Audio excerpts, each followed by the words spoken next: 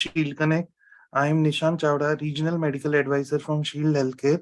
It's my privilege to welcome you for this wonderful series, Trending Ask series, which is organized by AGOG, that is Academia of Global Obstetrics and Gynecology on Shield Connect platform. So in this task series, we will be covering the topics from A to Z topics. And today the episode E will cover the topic Enigmatic Endometrium. So before start with the series, let me show the short introductory video of A- AGOG.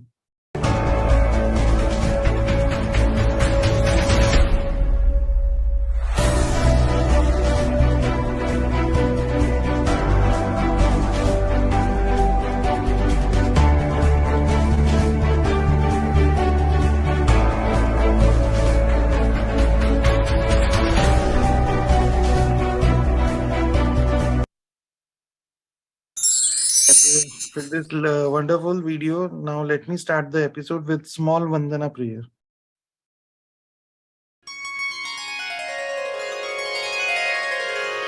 Vakratunda महाकाय सूर्यकोटि समप्रभ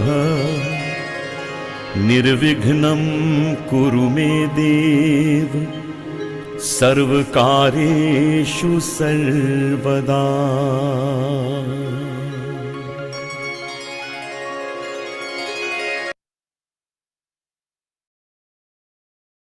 Let's begin the episode E. And I am happy to introduce the Master of Ceremony, Dr. Pragnya Changede and Dr. Ekika Singh, ma'am. So let me introduce Dr. Pragnya, ma'am. Ma'am is Associate Professor of Department of Obstetric and Gynecology of LT, MMC and GH Hospital, Secretary and Manager of Journal of Obstetric and Gynecology of India, MUHS recognized PG and UG teacher, member of Youth Council of MOX, and published it several articles in index journals. And also, let me introduce Dr. Ekika Singh, ma'am. Ma'am is director and IVF consultant at Sharda Narayan Hospital in UP. Ma'am has done diploma in reproductive medicine from London and Germany. Ma'am is secretary of Mao Obstetric Gynecology Society. Ma'am is member of Management Committee ISIR, executive member of UP ISAR State Chapter, North Zone Coordinator of Foxy Youth Talent Promotion Committee 2020 to 2022, champion of ISAR in 2020, Wonder Foxian Award by Foxy, Foxy Unsung Hero Award in 2018, Health Icon of Varanasi by Hindustan Print Medium, Best Paper Presentation Award by UPCOG 2018, Best Paper Presentation Award in UISAR 2019, Certificate of Excellence on International Women Days by Innerville. Ma'am has also published various publications and poster presentations and contributed to many research work. So I hand over this session to Dr. Pragnya, ma'am. We welcome you on our platform, ma'am. Thank you. Yeah. Thank you, Mr. Nishan, for your kind introduction. I welcome you all to this Trending Ask series. And today we begin with the E, which is the Enigmatic Endometrium. And for this, I would like to welcome our convener for today's program, Dr. Komal Chavan, madam, and the co-convener, Dr. Niranjan Chavan, sir. Dr. Komal Chavan is a medical director, Chavan Maternity and Nursing Home. She is a senior consultant DNB teacher and unit chief at VN Desai Hospital, Mumbai. She is an ex-honorary professor, R.N. Cooper Hospital and HBT Medical College. Madam has been the chairperson of Foxy Medical Disorders in Pregnancy Committee and has done so much work during her tenure. She is a zonal coordinator of Foxy, chairperson AMOX Family Welfare and MTP Committee, managing council member MOGS. And I also would like to introduce our co-convener, Dr. Niranjan Chavan, sir. He is a professor and unit chief at Lokmanya Tilak Municipal Medical College, joint treasurer of Foxy. He is the current president of MOGS, member of Oncology Committee CEFOC, joint secretary AFG, dean AGOG, and chief content director at the FEMAS courses, editor-in-chief, FEMAS JGOG and TOA journal. He has had several publications. He is the National Coordinator for Foxy Medical Disorders in Pregnancy Committee, and Sir has several publications to his credit. I welcome the convener and the co-convener, and now I request Dr. Komal ma'am to invite our chief guest and our guest of honor for today's program. Thank you so much, Pradnya. And at the outset, I welcome all of you for this Trending Ask series. And today, the E episode, that is Enigmatic Endometrium. And we know everything, it all starts with the endometrium. And we really want to have different problems. This episode is going to highlight various problems about endometrium and something which are really challenging and in our day-to-day practice. And that is the idea behind the webinar.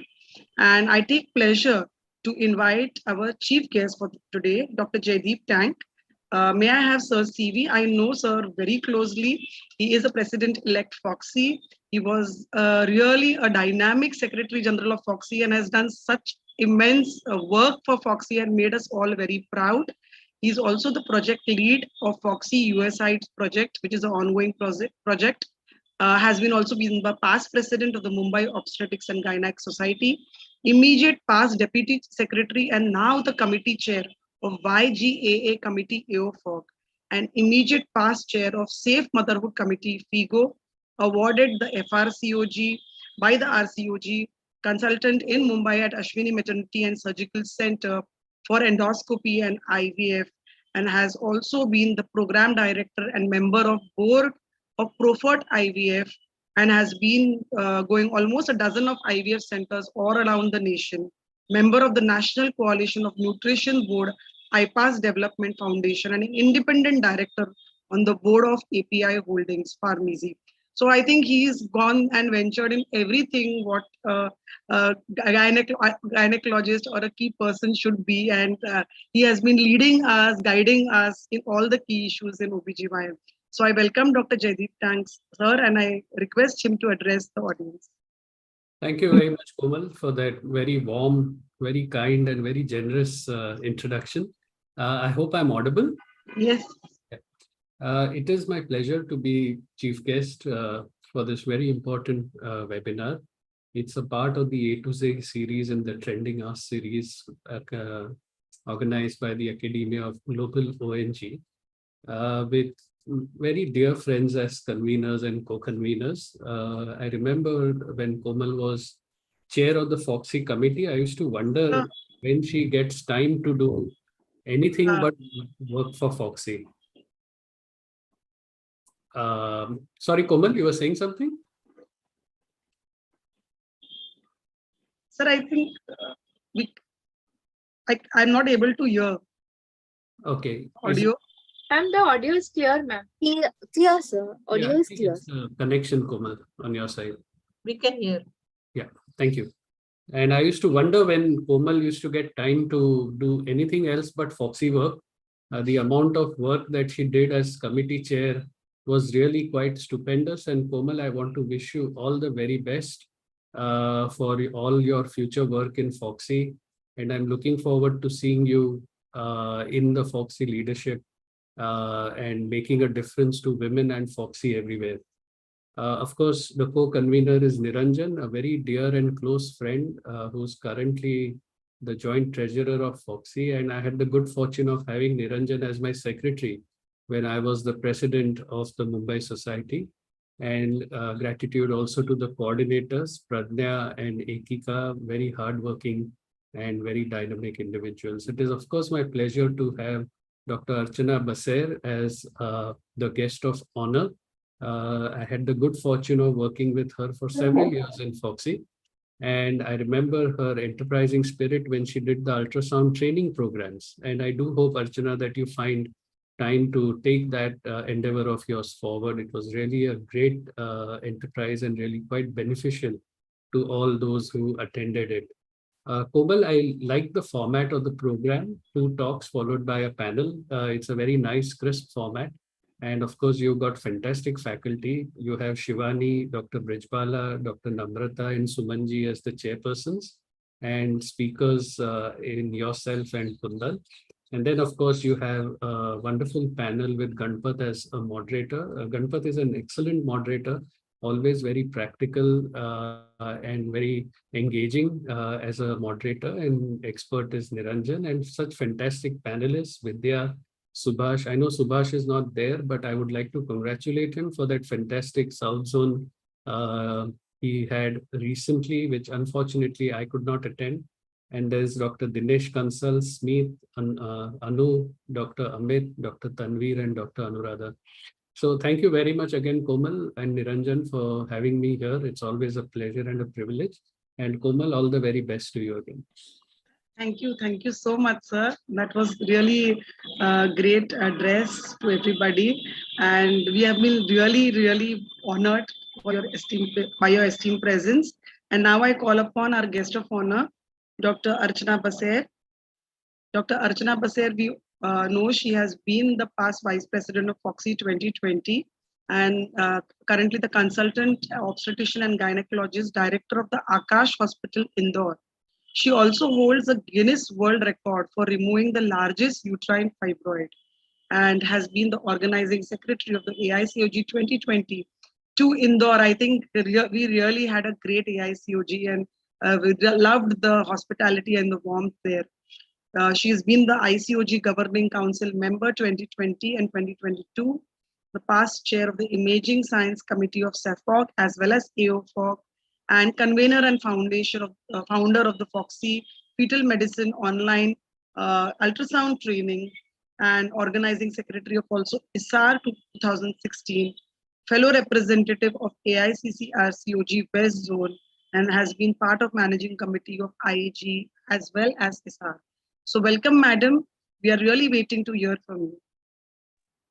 Thank you, Komal, for having me here. Madam, before, congratulations. You had a real milestone in your life, and I saw the lovely pictures, and really congratulations to you. Congratulations, madam, from our side also. Thank you so much. Thank you, everyone. And I'll pass on the congratulations to my daughter Anshu as well, because she needs blessings of all of you for her married life as well as her future in FOXI as well. So thank you, everyone. And thank you, Komal, for having me here. It was nice to hear from Jaideep that, that this program of endometrium is being well crafted. And I know it is going to be well, and it will go on well because it is being convened and co-convened by the power couple of the FOXI, Komal Chauhan and Niranjan Chauhan. They are really hardworking and hardcore FOXians. So I'm sure it is going to be a good program.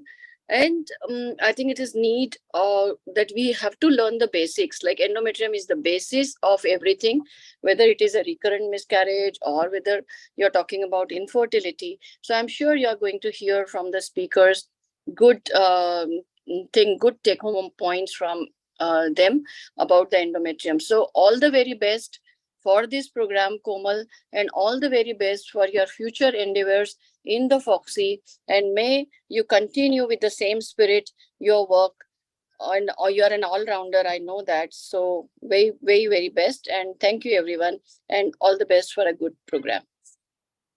Thank you so much, madam.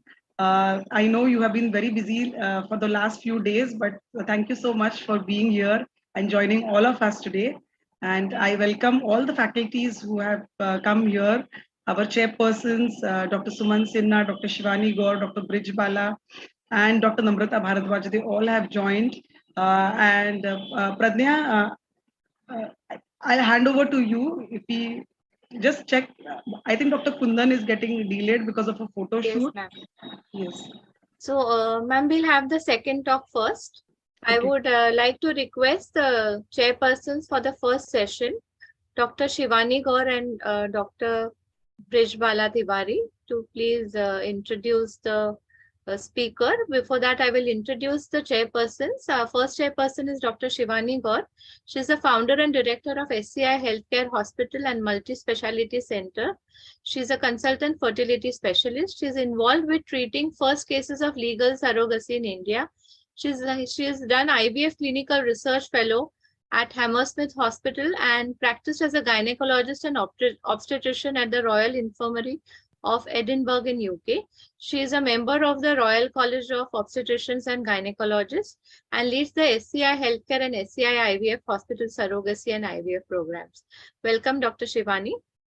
So the next chairperson is Dr. Brajbala Tiwari.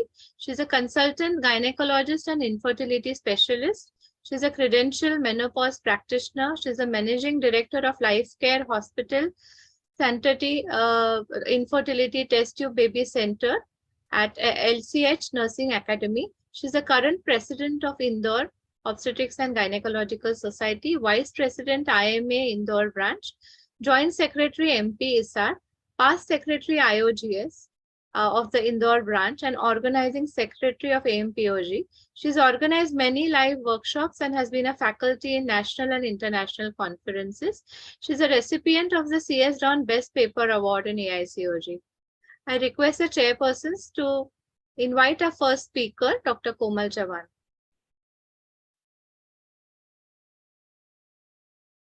Good evening, everyone.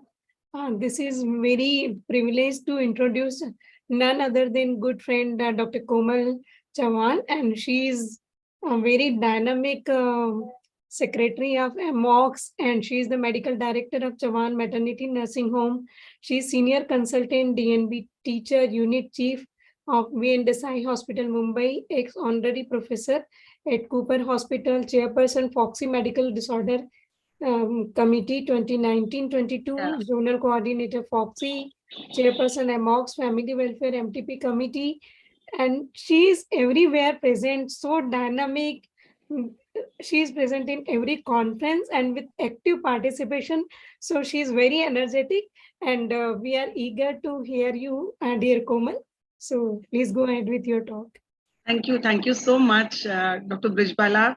Really happy to see you online also. We meet each other physically, but I think some short online programs are also that makes the continuity and the learning keep happening. So that is the idea. And I really happy that Shivani is there chairing the session along with Brijbala. So really most welcome, Dr. Komal. Really, Dr. Brijbala was right. It is honor to introduce us for you to, for us to introduce you, and you are also a teacher for DNB. So we are really looking forward to your presentation today. Yes, and Dr. Kundan being held up in a he is there in some organization, some photo shoot, and that is the reason he said, you can see my slide, I think.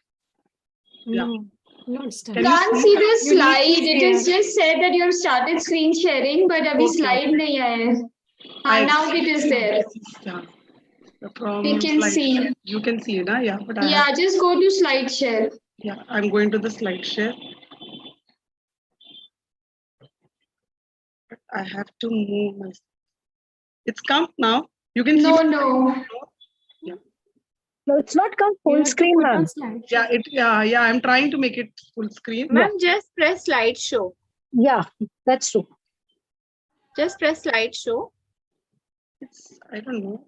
It usually comes very fast, Upar wala, go to the top slideshow, see if that works. Top only I'm trying, yeah. Top only I'm trying. Yeah. But here it is showing your mouse is not moving. Yeah, no, but here I can move my mouse. Okay, I will end stop share and share again. Wait. Yeah, share again. Share again. So I think that will be better. I will do that again. So the topic now today, the idea that we all know, I think as an obstetrician, that how much importance we give to endometrium. And when there is something which is having an endometrial pathology, what usually happens is that we really, because everything starts with endometrium, right from the implantation to the pathology which goes on in the later life. So that all is a main focus. And the idea behind the talk is to know the simple techniques about endometrial hyperplasia, how to go about. Wait a minute. Now I think my presentation has just got closed, so I have to restart it. Just a minute, and then go to the slide share.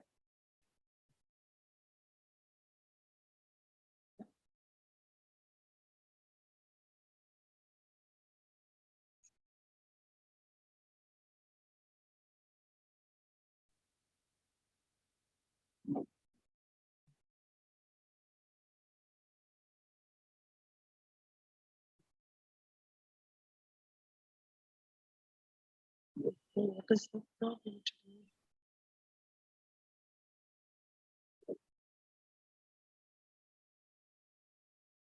Ma'am, just open your presentation first. Yeah, that's what I'm trying to do. I'm not able. It just got stopped.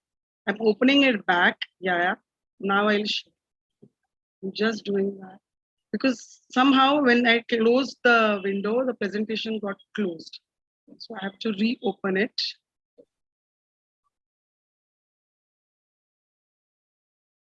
You know, till the time the presentation is loading, I really want to make a vote appeal. So I think this is the right time not to waste any time. So all the viewers and everybody present here, after being working as the chairperson for the Foxy Medical Disorders in Pregnancy Committee and moving around meeting, I really want to work more for Foxy. And I am contesting for the post of Vice President from the West Zone for the coming elections. And I please request all of you to please vote for me, support me, encourage me. Thank you so much. 2 votes. Yes, for sure, ma'am. Yes. Definitely. By the time Komal is opening her presentation, I can also request for my, Yes. I'm also contesting for Infertility Committee. I request your society to nominate and to vote for me. Even I want to request. I'm Yes. standing for chairperson of the Suman Annual is Surgery there. Committee. So I request. All the best, Rijbala ma'am and Suman Sinha ma'am. Yes. We are with you. We are with you. Fully All the backing people, you. yes, all those who are going for the elections. I think really we require everybody are really dynamic and doing such great work. Yes, this is the app platform to request. Okay, so can you see now? Now Yes. it's visible.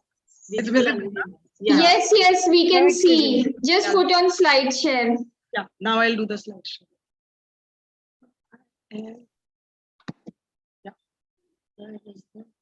Yeah, I can do slide share from here also. Okay. So our slide share has started and now we'll go with the topic. Yeah. So Success. let's start now. Okay, so now let's begin with this quote. If you change the way you look at things, the things you look at change. And really, we need to change our outlook. Sometimes when we see patients with coming with complaints. Yeah. So my topic today is endometrial hyperplasia. And we all know that hyperplasia means there is an excessive and hypersecretion of endometrium. And this is more common in the Western world. But now what has happened is that in the Indian people also are showing the incidence increasing almost 3 times. And we are really feared because of the progression to carcinoma. That is our main thing. And we know there is a hormone, estrogen, progesterone, everybody is knowing. But what is endometrial hyperplasia? Why are we worried? Because a report comes with a hyperplasia. We sometimes feel it is a pre-neoplastic. We know that the action of the estrogen is to excess without any optimum progesterone action. So we know that is a cause of hyperplasia. So evaluation is a key.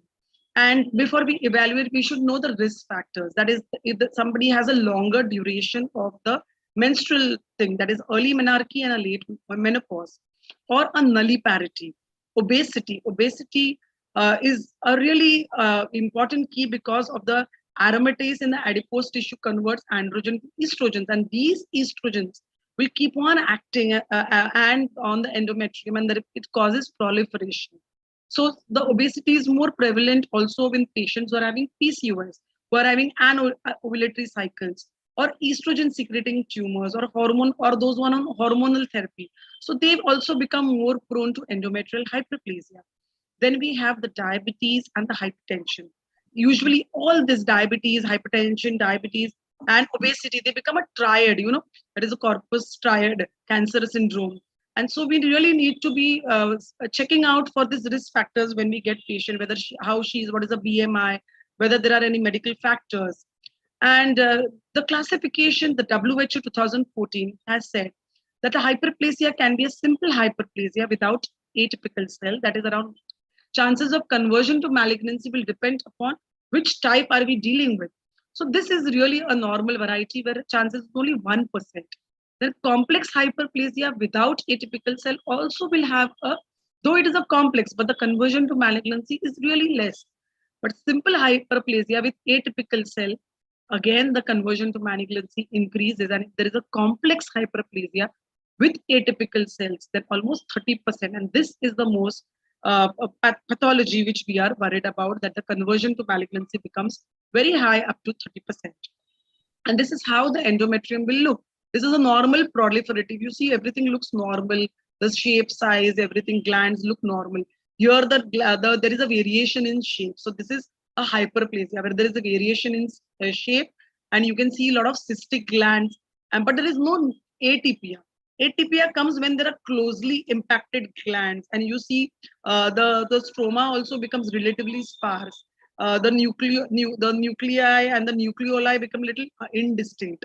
And this, the last picture, the D1, is an atypical hyperplasia. We see everything is so irregular, tightly packed, and we see the nucleoli a little bit larger, vesicular, and there is hardly any intervening stroma, and everything looks compactly packed. And this is how a complex atypical hyperplasia will look.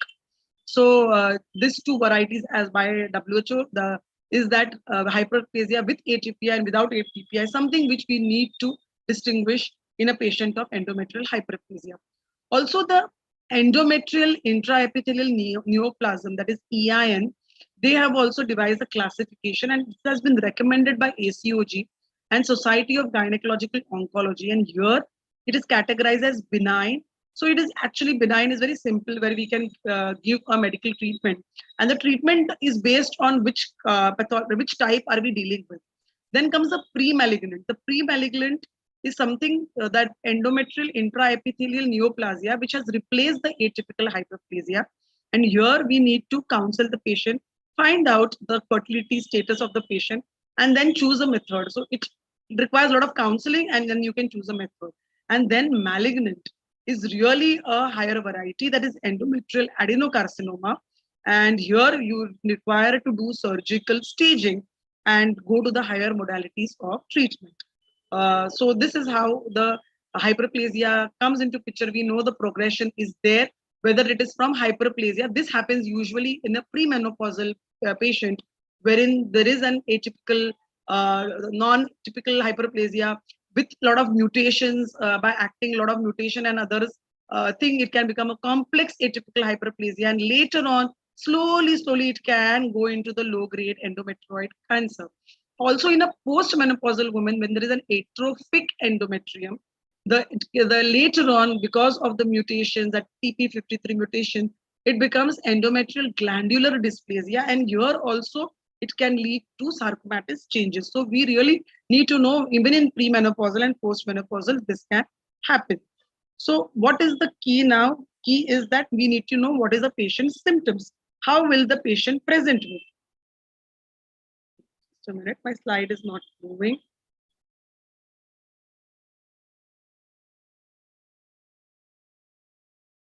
Yes, it has stopped. The slide is moving? No, now it's not. Okay, just a minute.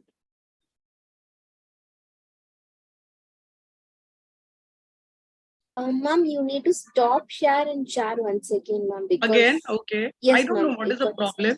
No, Why am I Komal, I think you have selected some part of the slide itself. The slide I was seen on the screen, the cursor has clicked on that. So click on the main slide. I think slide number 4 or 5, you were there. Ma'am, just move the cursor out of that slide. It is Yeah, moving. now it's fine. Now it's fine. Yes, now ma'am. it's fine. Yeah, thank you so Now much. it's Yeah. fine. No So we really need to know the symptoms. So symptoms would be if the bleeding is more, that is for 7 days, and the amount is more than 80 ml. So this is the usually we need to find out that AUB may be the common complaint, and also a postmenopausal bleeding. Diagnosis is very simple. We do a transvaginal ultrasound, and the cutoff, if it's premenopausal patient, so more than 7 mm endometrial thickness, along with the symptoms, or in the menopausal patient, if there is more than 4 mm, we perform an endometrial biopsy. It's a very simple technique, and I think everybody is doing an endometrial biopsy, and it is most recommended. There are various biopsy, forceps, and everything. So whichever is your convenient method, we can use it. But the indication, if the patient is symptomatic and more than 35, definitely just go ahead. But even in less than 35, if there is any other risk factors like PCOS or any tumors, you can definitely go ahead and evaluate the endometrium. People's biopsy is something which is really inexpensive and most commonly does not require any dilatation. You really don't have to even hold the cervix spitinaculum. And the success rate also, the adequate sample also is very good. So people's biopsy is common. These are the other, this is Explora. This is with the adjustable guard and the stillet and a syringe. This is by Cooper Surgical. This also gives a negative pressure. Then this is a Tau brush. It has a flexible brush. You can put it in the endometrium and collect the sample. So this is Tau brush. Then the Vibras aspirator. This is something which is more practical and has been used and quoted in many books. So this has a suction mechanism and a flexible straight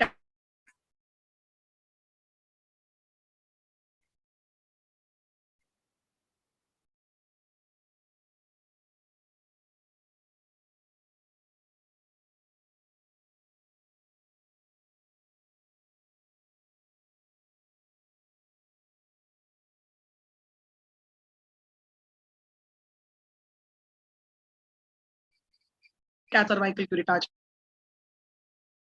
Then gradually move up and get, I think my slide share has stopped back. What is that? Okay, can you see now?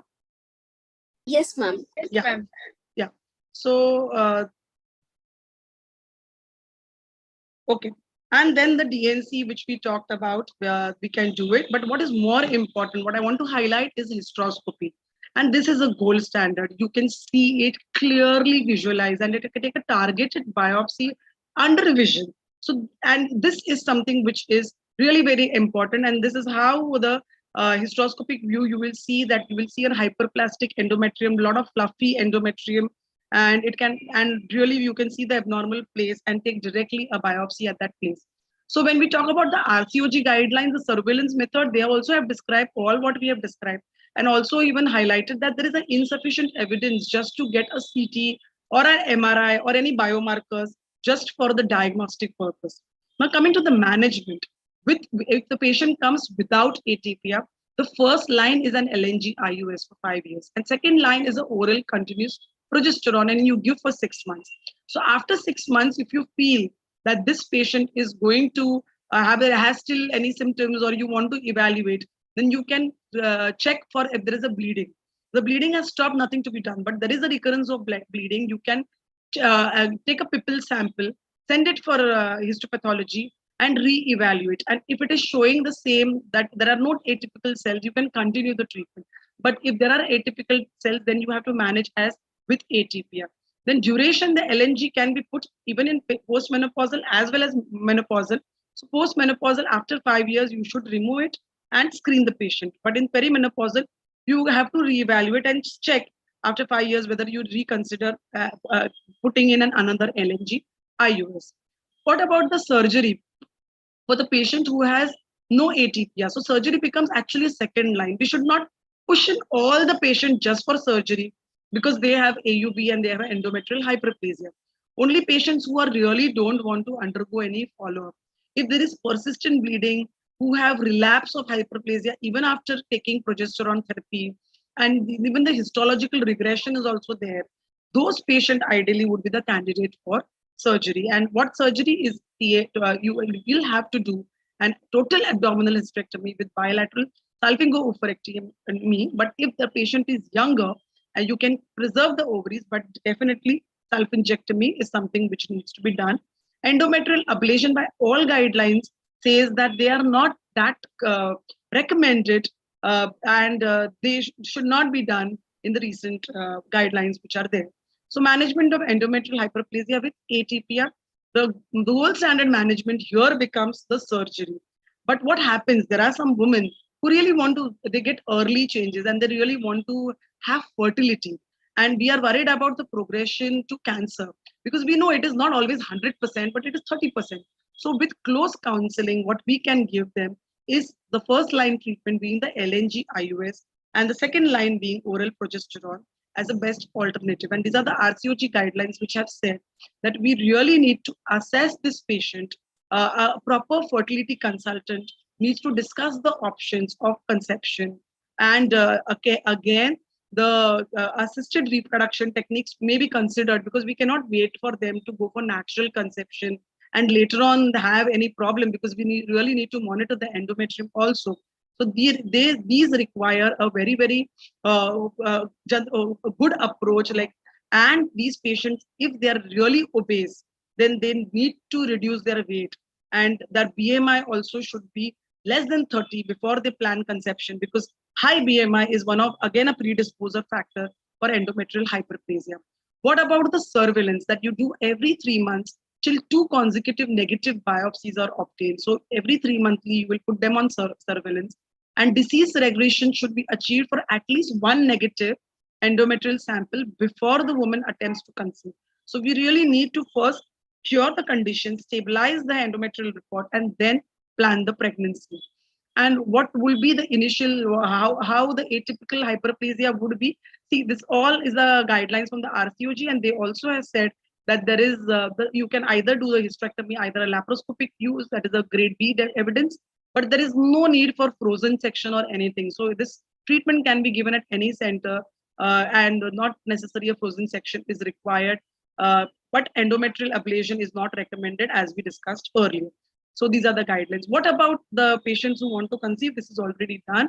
And coming to the HRT and endometrial hyperplasia, some patients who are actually on HRT and then they come with endometrial hyperplasia. So you should really remember that when patients who are taking systemic estrogens, and you really need to avoid, if patients are not having a uterus, you cannot give estrogen. And if you're giving an estrogen, you really need to give a progesterone along with it, so that there is a withdrawal bleeding, and that needs to be taken care.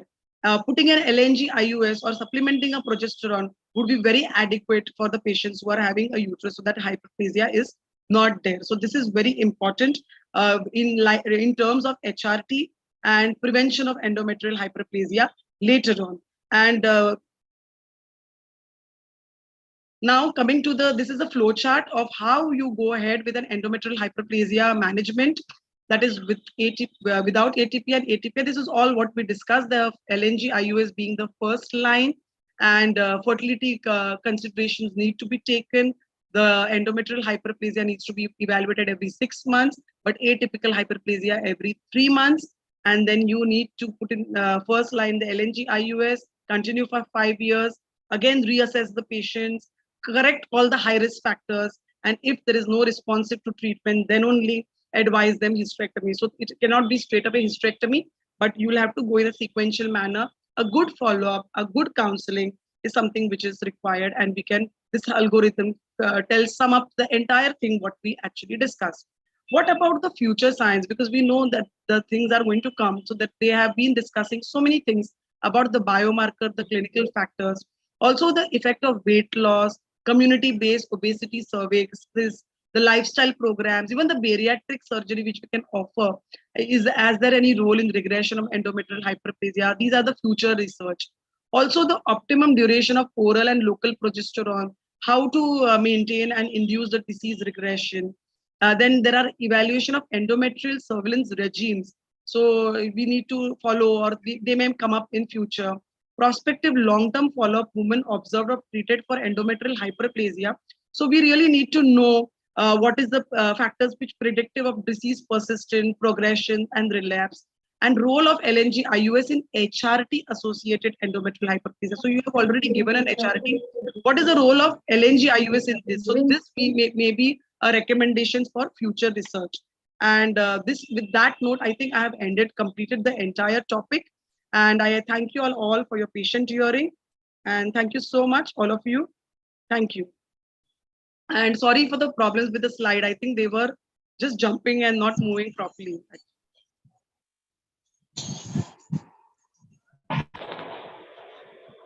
Excellent talk as usual, Komal. You have covered everything.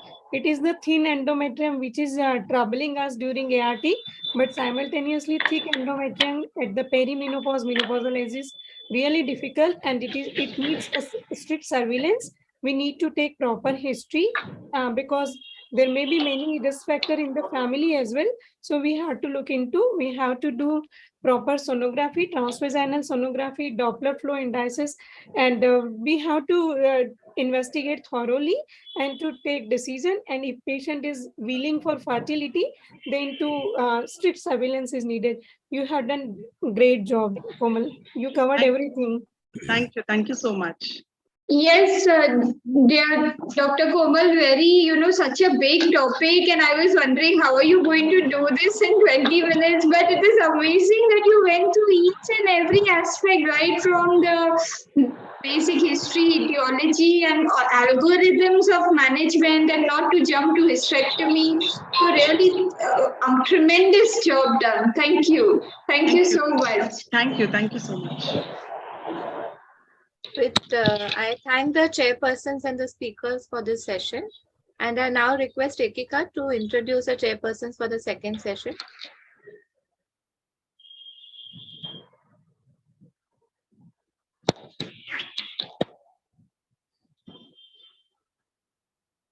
Dr. Ekika.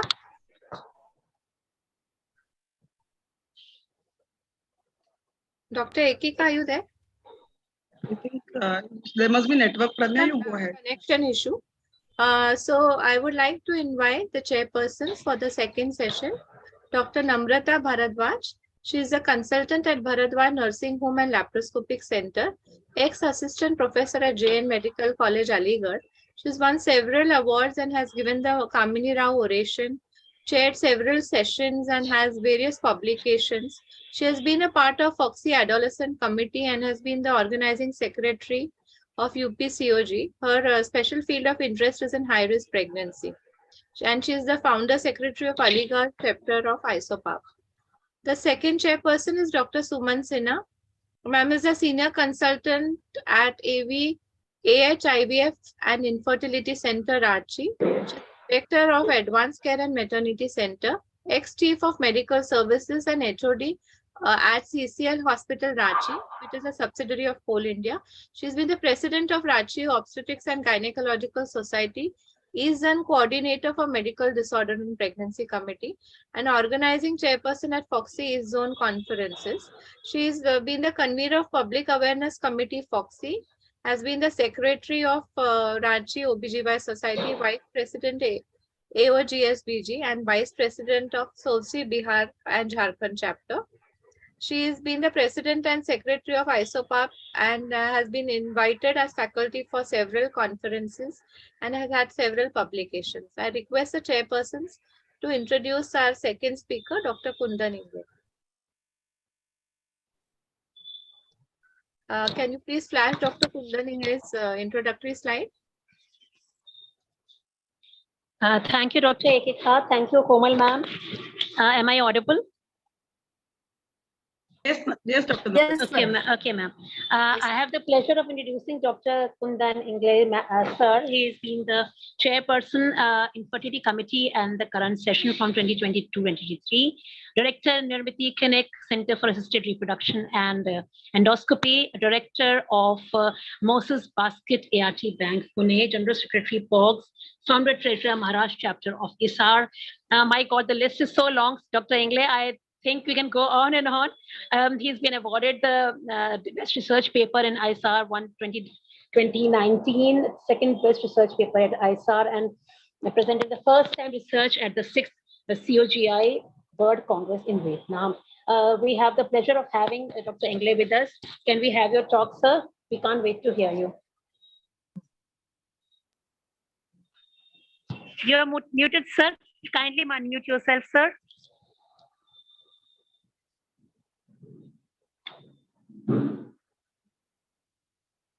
All right. So good evening, everybody. Thank you, chairpersons, for those kind words of introduction at the outset. Thank you, Dr. Komal Chavan, such a good friend and close friend. And I so many months I think I wanted to come to this your webinar series to just share my views, and you have given me chance in this particular episode. Thank you so much for that. Today I'm going to discuss about evaluation and management of thin endometrium. And this is one of the very important area which I feel all the research is actually going into this direction only, because rest of the things, it's something like we have already achieved it. I hope my voice is clear and my slides are clear. Okay. So friends, Yes, both Yes, of them. yes, sir. yes. So there is no clear-cut definition of thin endometrium, but for all research purposes, all the papers what they are following about a definition, and that is endometrial thickness if it is less than 7 millimeter on longitudinal view on transvaginal sonography. Either it has to be on the day of ovulation or anytime after ovulation. If that kind of thickness you see, you can call this group of patients as a group having thin endometrium. But there is no officially accepted definition. Now, it's very important that this definition has been made to follow certain research purposes. That doesn't mean that there is a 0% pregnancy rate below 7 millimeter. That's very important. But this 7 millimeter cutoff is coming from the evidence because they saw that there is a significant drop in the clinical pregnancy rate, especially if the endometrium goes below 7 millimeter in comparison with a group having endometrial thickness more than 7 millimeter. So that is very, very important. Now, exactly what happens when you call it as thin endometrium, because thin endometrium is something ultrasonic feature of your endometrium, and actually what is happening at molecular level, that is very important. So it is characterized for important changes. One is a high blood flow impedance of radial artery. So there is a decrease in the endometrial blood flow because of the increased resistance into the spiral arterioles. Second, because of the inadequate growth or because of the some kind of previous damage, there is a poor endothelial growth, endometrial growth, that we can call it as a epithelial growth. If you look at the molecular level, there is a decreased VEGF expression. We know that VEGF is very essential for the angiogenesis, and also there is a poor vascular development. So we have to keep these things in mind. Now, if you look at, this was the very good concept launched in 2018, one of the European Spanish colleague, that he something he labeled as endometrial niche area. That is what is you can see on the left side of the diagram, where you see these endometrial glands, and this area where all the spiral arterioles are present and the glands are present. So you have two types of stem cells. One is mesenchymal like stem cells, and second one is a progenitor stem cells. So, there are two types of stem cells. One stem cell which helps to for the expression of endometrium cells, and second stem cells which are actually causing angiogenesis. So if the endometrial niche area is, kind of interfered by some kind of injury or some kind of pathology, which is leading to deposition of fibrous tissue, that all leads to thin endometrium. Now, simply understand, if you need an optimal endometrial growth, what we need a good level of estrogen, which comes from the follicular development. You need a delivery of this estrogen to the target tissue, which comes from a good blood flow, because it is produced from the fat and the ovary. It has to come to the endometrial area or uterine, which is through a good blood flow. And of course, the end organ is very important. So utilization of this estrogen to make the glands response. So that is mediated through peripheral or endometrial natural killer cell activity. And there were these are the three important pillars. Now, obviously, on these three important basic pathophysiological pillars, you have three mechanisms because of which thin endometrium happens. So if you have a low estrogen level, you will get a thin endometrium. If you have a reduced endometrial blood flow, you will get a thin endometrium. And if you have an endometrial damage due to surgery or infection, which leads to fibrous tissue deposition in endometrial niche area, you will get a thin endometrium. Now, there is what do you mean by endometrium receptivity and thin endometrium? Are they same or they are different? See, endometrium receptivity is the only ability of endometrium to facilitate successful embryonic implantation. And this implantation needs a receptive endometrium, a blastocyst stage embryo, and a complex sequence of signaling events which are happening between the embryo and the maternal tissue. Now, receptivity is something which is mediated by many markers. So there are biochemical markers, there are cytokines, there are luminal markers, which are actually, they are part of the endometrium receptivity. To call it as a receptive, we need these markers to be present. And if you want to assess the endometrium receptivity, then we take a use of structural markers, that is histological diagnosis or histological picture, and ultrasonographic markers like thickness, that's pattern, endometrial blood flow and endometrial wave direction. Now, this is what is very clearly mentioned. These two things are different. Even if endometrium thickness is less than 6 millimeter, you have almost 43% patients having still receptive endometrium. And that is why we do see that successful pregnancies are still happening, even if somebody has less than 6 millimeter endometrium. Though only the percentage of these patients are going to be significantly low. Okay, so that we should not call it as a cutoff. Okay, so that's very important. We have to understand that endometrium receptivity can still be present even if you have a thin endometrium. Now, many times it has been said that even if you have a more endometrial, there is a problem in the implantation. But look at the receptivity is present even if endometrial thickness is more than 12 millimeter, it is almost 65%. So I still put it in this way, that even if you have an endometrial thickness up to 16-17 millimeter, still you will have a much better clinical pregnancy rate. Not only that, you will have a good ongoing pregnancy rate. So do not abandon the cycles if somebody has got an endometrial thickness beyond 13 millimeter or 14 millimeter. Now, how can we diagnose? It's most by this definition, it is by ultrasound. So it has to be done either on the day of ovulation or on the day when the follicle is 18 millimeter or 19 millimeter, or anytime after ovulation. And if a patient is unovulatory, then you give a estrogen from second day up to 16th day, and then 16th day you can check the endometrial thickness. It has to be longitudinal view, and you have to measure the maximum thickness in whichever area is available. Sometimes you do have a thin endometrium at the fundic region, but you may have a mid cavity having a better thickness. You measure that mid cavity thickness, and that is to be interpreted. You have to look at the triple line pattern as you see into this third picture, and also assess the endometrial blood flow by color Doppler, and also check the pulsatility index and resistance index in arterial signals, especially in zone 3, which is a subendometrial zone. And your PI value has to be below 1, and RI has to be below 0.6. And the peak systolic velocity has to be more than 10 centimeter per second to call it as a good subendometrial blood flow. Now, a simple and a very good study regarding this point has been done in 2014.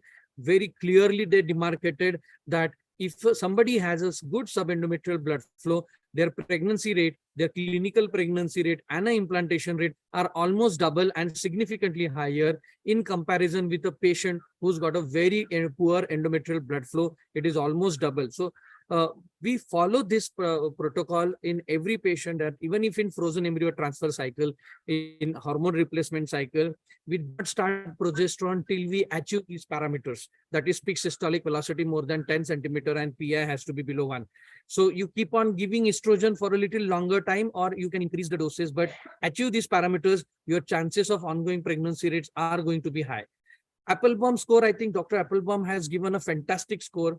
Of course, it is little tedious to do it in a everyday practice, but yes, if you look at it, includes endometrial thickness, it includes layering, that is triple line pattern, endometrial motion, that is waveform pattern, then myometrial echogenicity, then uterine artery Doppler flow, endometrial blood flow, which I mentioned, and myometrial blood flow on grayscale examination, everything 7 parameters. And it has been documented that, if you have a good score, it is associated with definitely a better kind of pregnancy rate. So this was a study by Applebaum score in 2016.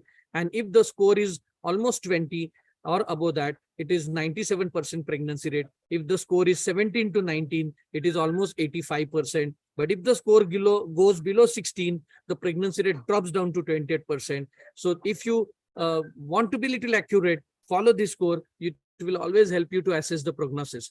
There are other ways of also assessing endometrial blood flow, and for that you need a special machine which has to have this kind of software which measures the vascularization index, the flow index, and vascularization flow index. So again, they have proven that if the vascularization index is significantly higher, you have a better pregnancy chances. So next level of investigation in this direction is the endometrium volume assessment. It is a structural marker to be used to in cases of thin endometrium. So what you do in this, you take the help of 3D transvaginal scan and check the uterine cavity volume, and it has been documented that if a patient has a volume less than 2 centimeters square, 2 millimeters square, it is associated with a very poor reproductive outcome, very higher miscarriage rate. And if it is endometrial volume is less than 1 millimeter square, it is associated with a very thin endometrium and associated with a absolutely zero implantation rate. So if you follow these cutoffs, if you can ask me what is the normal volume, it has to be 5 centimeters square. Coming to the management, once you have diagnosed the thin endometrium, these are the strategies. You can take a help of estradiol, hysteroscopy, aspirin, vasodilator drugs, endometrial injury, GCSF, platelet-rich plasma infusion, and stem cell therapy. Let's understand which one is best and which one we have to just leave it behind. Let's understand about estradiol and its effect. Now, this was a fantastic study in 2013, after which I think in my practice, my results changed significantly, and that was giving estradiol for a little prolonged time. Now, this patient, this particular study is actually showing us about estradiol supplementation starting on the SCGD for the patients of thin endometrium. It actually does not provide any benefit on the pregnancy outcome. So when you see any patient who is undergoing IUI or IVF, and if you have a thin endometrium, you always feel like, I should give a estrogen supplementation. Don't give it. Stop. Do not give estrogen in a luteal phase. It doesn't help to improve endometrium. But this is the study which I'm talking about, that 2006 study, which has been very nicely demonstrated that they selected 36 women with thin endometrium, which was below 8 millimeter. Almost 23 fresh embryo transfers were 23 patients undergone fresh transfer. The pregnancy rate documented was only 4.3%. But remaining 13 patients, their embryo transfer was cancelled. Now, in the next cycle, what author did, they give a extended estradiol supplementation. For a few patients, they gave it right from 14 to almost maximum 82 days. That is extended estrogen, means in for a more days. And they found that the endometrial thickness, which was mean in these 13 patients, was 6.7. It rise to 8.6 millimeter, which was beyond our average endometrial thickness. And they documented pregnancy rate. Even with the same patients, they would have undergone fresh embryo transfer. They would have received only 4% pregnancy rate. They received with almost 38.5%, which is almost close to 50% of your good endometrial patients. So extended estrogen administration is something very, very beneficial, and I recommend. We did our own study, though it is unpublished till now. We did only presented at IFFS conference, and we documented that if you give it for minimum for 30 days estrogen for such kind of patient, the endometrial thickness is increased from 8.6 to average mean to 10.47, and we'll come back to. So almost the mean rise in endometrial thickness with extended estradiol was by 1.84 millimeter, which was significantly better. Yes, hysteroscopy is one of the very important thing, and we have to understand that the surrounding endometrium may appear normal in case of intrauterine adhesions, but the vascularity is compromised in the presence of intrauterine adhesions, and women with an atrophic endometrium typically complains of amenorrhea or oligomenorrhea. So those who are having extensive intrauterine adhesions, they are associated with the lower pregnancy rate. You have to put in a hysteroscope. You take care of these, all the adhesions, and you will see that there is an improvement. So what you exactly doing is, let's go back to that second slide where we see fibrotic tissue deposition into the endometrial niche area. You are basically excising fibrotic tissue and allowing those stem cells to proliferate and do a better endometrial growth and better vascularity. What about aspirin? This is a clinical trial in 2000 where aspirin, a group who received aspirin compared with a group who did not receive aspirin, and they found that with aspirin, only significant change was in a trilaminar endometrium pattern and the pregnancy rate, which was 18.4%. But they did not find any difference in the thickness or kind of PN and RI values of uterine artery and spiral artery and ovarian dominant follicle. So aspirin therapy could not significantly increase the thickness. It increased proven to be giving us a better picture, ultrasonic picture, that is triple line pattern, better pregnancy rate, which was significantly higher, but it did not increase the endometrial thickness. So you have to understand where aspirin we have to use it and where we don't want to use it. So third part is the vasodilator drugs and effect on endometrium. Now, when it comes to vasodilator, first thing comes in our mind is a vaginal sildenafil. And in this randomized placebo control trial in 2020, they selected this group of patients very, very clearly, age less than 38 groups with a normal reserve, 2 prior failed IVF attempts, and endometrium was less than 7 millimeter in those prior cycles. Now, 22 patients out of this group received sildenafil.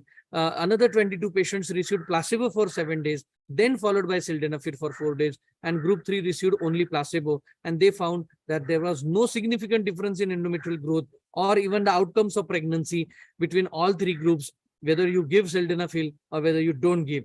So that was again, you have to understand it was a randomized placebo controlled trial. Again, a very, very well done study. Though sometimes we do find that giving sildenafil in few patients, we find it, yeah, it has made a lot of good change, but evidence is against it. Pentoxifylline with tocopherol, I think one of the very good drug. Pentoxifylline, and it is a phosphodiesterase inhibitor and derived from methylxanthine, which causes a vasodilatation of arterioles. Tocopherol acts as an antioxidant. So there are few studies which has been, they have studied this combination where pentoxifylline was given 800 milligram per day and vitamin E was given 1000 IU per day.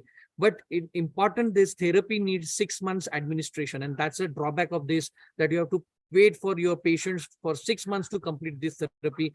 And they have documented that endometrial thickness significantly increased from 4.9 to 6.2 mean, and they reported pregnancy rate with 33%. Even another study which again showed that it definitely improved the endometrial thickness. Almost 40% they got pregnancy through natural or ovulation induction and frozen embryo transfer. So again, one of the good drug strategy, but again, it just needs a lot of time. What about endometrial injury? Yes, I think some kind of principle where the injury induced the inflammatory response, and that leads to elevated levels of certain pro-inflammatory cytokines, which are very important marker for successful implantation. That was a proposed therapy. But meta-analysis in 2019 showed that whatever studies we did, 10 studies almost, but endometrial injury should be used restrictively and not routinely in the clinic. And still we have a very insufficient evidence to support the use of endometrial injury in women with the implantation failure, specifically because of the thin endometrium. So this endometrial injury is something which is obsolete now. We don't practice anymore. But can we do endometrial scratching in women undergoing first embryo transfer? So again, current evidence does not support that we should not do any endometrial injury with the purpose of improving the success of first embryo transfer attempt. Next molecule is GCSF perfusion and effect on endometrium. We know that GCSF important mechanism is that it mobilizes these stem cells, which we understood in the initial slides, from bone marrow into the subendometrial niche area. For that, you need a GCSF. Not only that, GCSF activates neutrophils, and they release VEGF, which is actually important mediator for neoangiogenesis. And that's why we see a better improvement into the endometrial blood flow. There are good papers in like this one in 2014. They did documented with the use of GCSF, clinical pregnancy rate was 18.9%. who did not conceive it because of the thin endometrium, and they documented that it definitely improves the endometrial thickness after at least minimum 72 hours by minimum rise by around 1.68 millimeter. So very important study and a good molecule, which I'll recommend. And this meta-analysis also in 2018 says that it is definitely beneficial to improve clinical pregnancy rate in IVF and ET patients. But they definitely said that the route should be subcutaneous injection rather than transuterine. And it works very effectively. And with subcutaneous only recommended, or probably what I have tested into my own studies, 100 microgram per day is the sufficient enough to mobilize your stem cells to see a better endometrial blood flow. Few points about platelet-rich plasma. I think it's a very widely practiced nowadays. It contains a lot of platelet-derived growth factors, AB and BB, and transforming growth factors. And it has been shown that it promotes the endometrial growth and it also improves pregnancy outcome. But you have to understand, very important, that it reduces our cancellation rate of the cycles, and also it gives a higher pregnancy rate. But as this study in 2019 said that after the first PRP infusion, you hardly see a endometrial rise. You have to repeat it after 48 hours. And after second infusion, 48 hours later, when you evaluate, you will see that there is a definitely increase in the endometrial thickness by almost 2.3 millimeter mean size. So PRP is something which is effective. Now there are a lot of studies which are coming that we are using PRP in a subendometrial region. Again, good findings which we are getting from observational studies, but we did not have a constructive evidence. So it is still under experimental, I will say, but there are promising results with subendometrial injection of PRP. Last word about stem cell therapy for thin endometrium, because again, it is a novel treatment method from regenerative medicine. So sources of stromal and hematopoietic cells, which comes from either menstrual blood-derived stromal cells or umbilical cord-derived mesenchymal stem cells, or bone marrow-derived mononuclear cells, or peripheral blood-derived mobilized population. So these 4 different sources are there from which you can utilize this.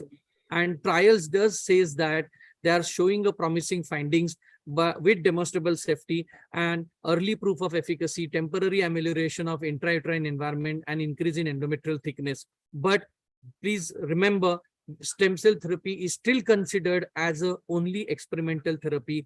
You have to counsel the patient and you have to make them understand that this is only experimental.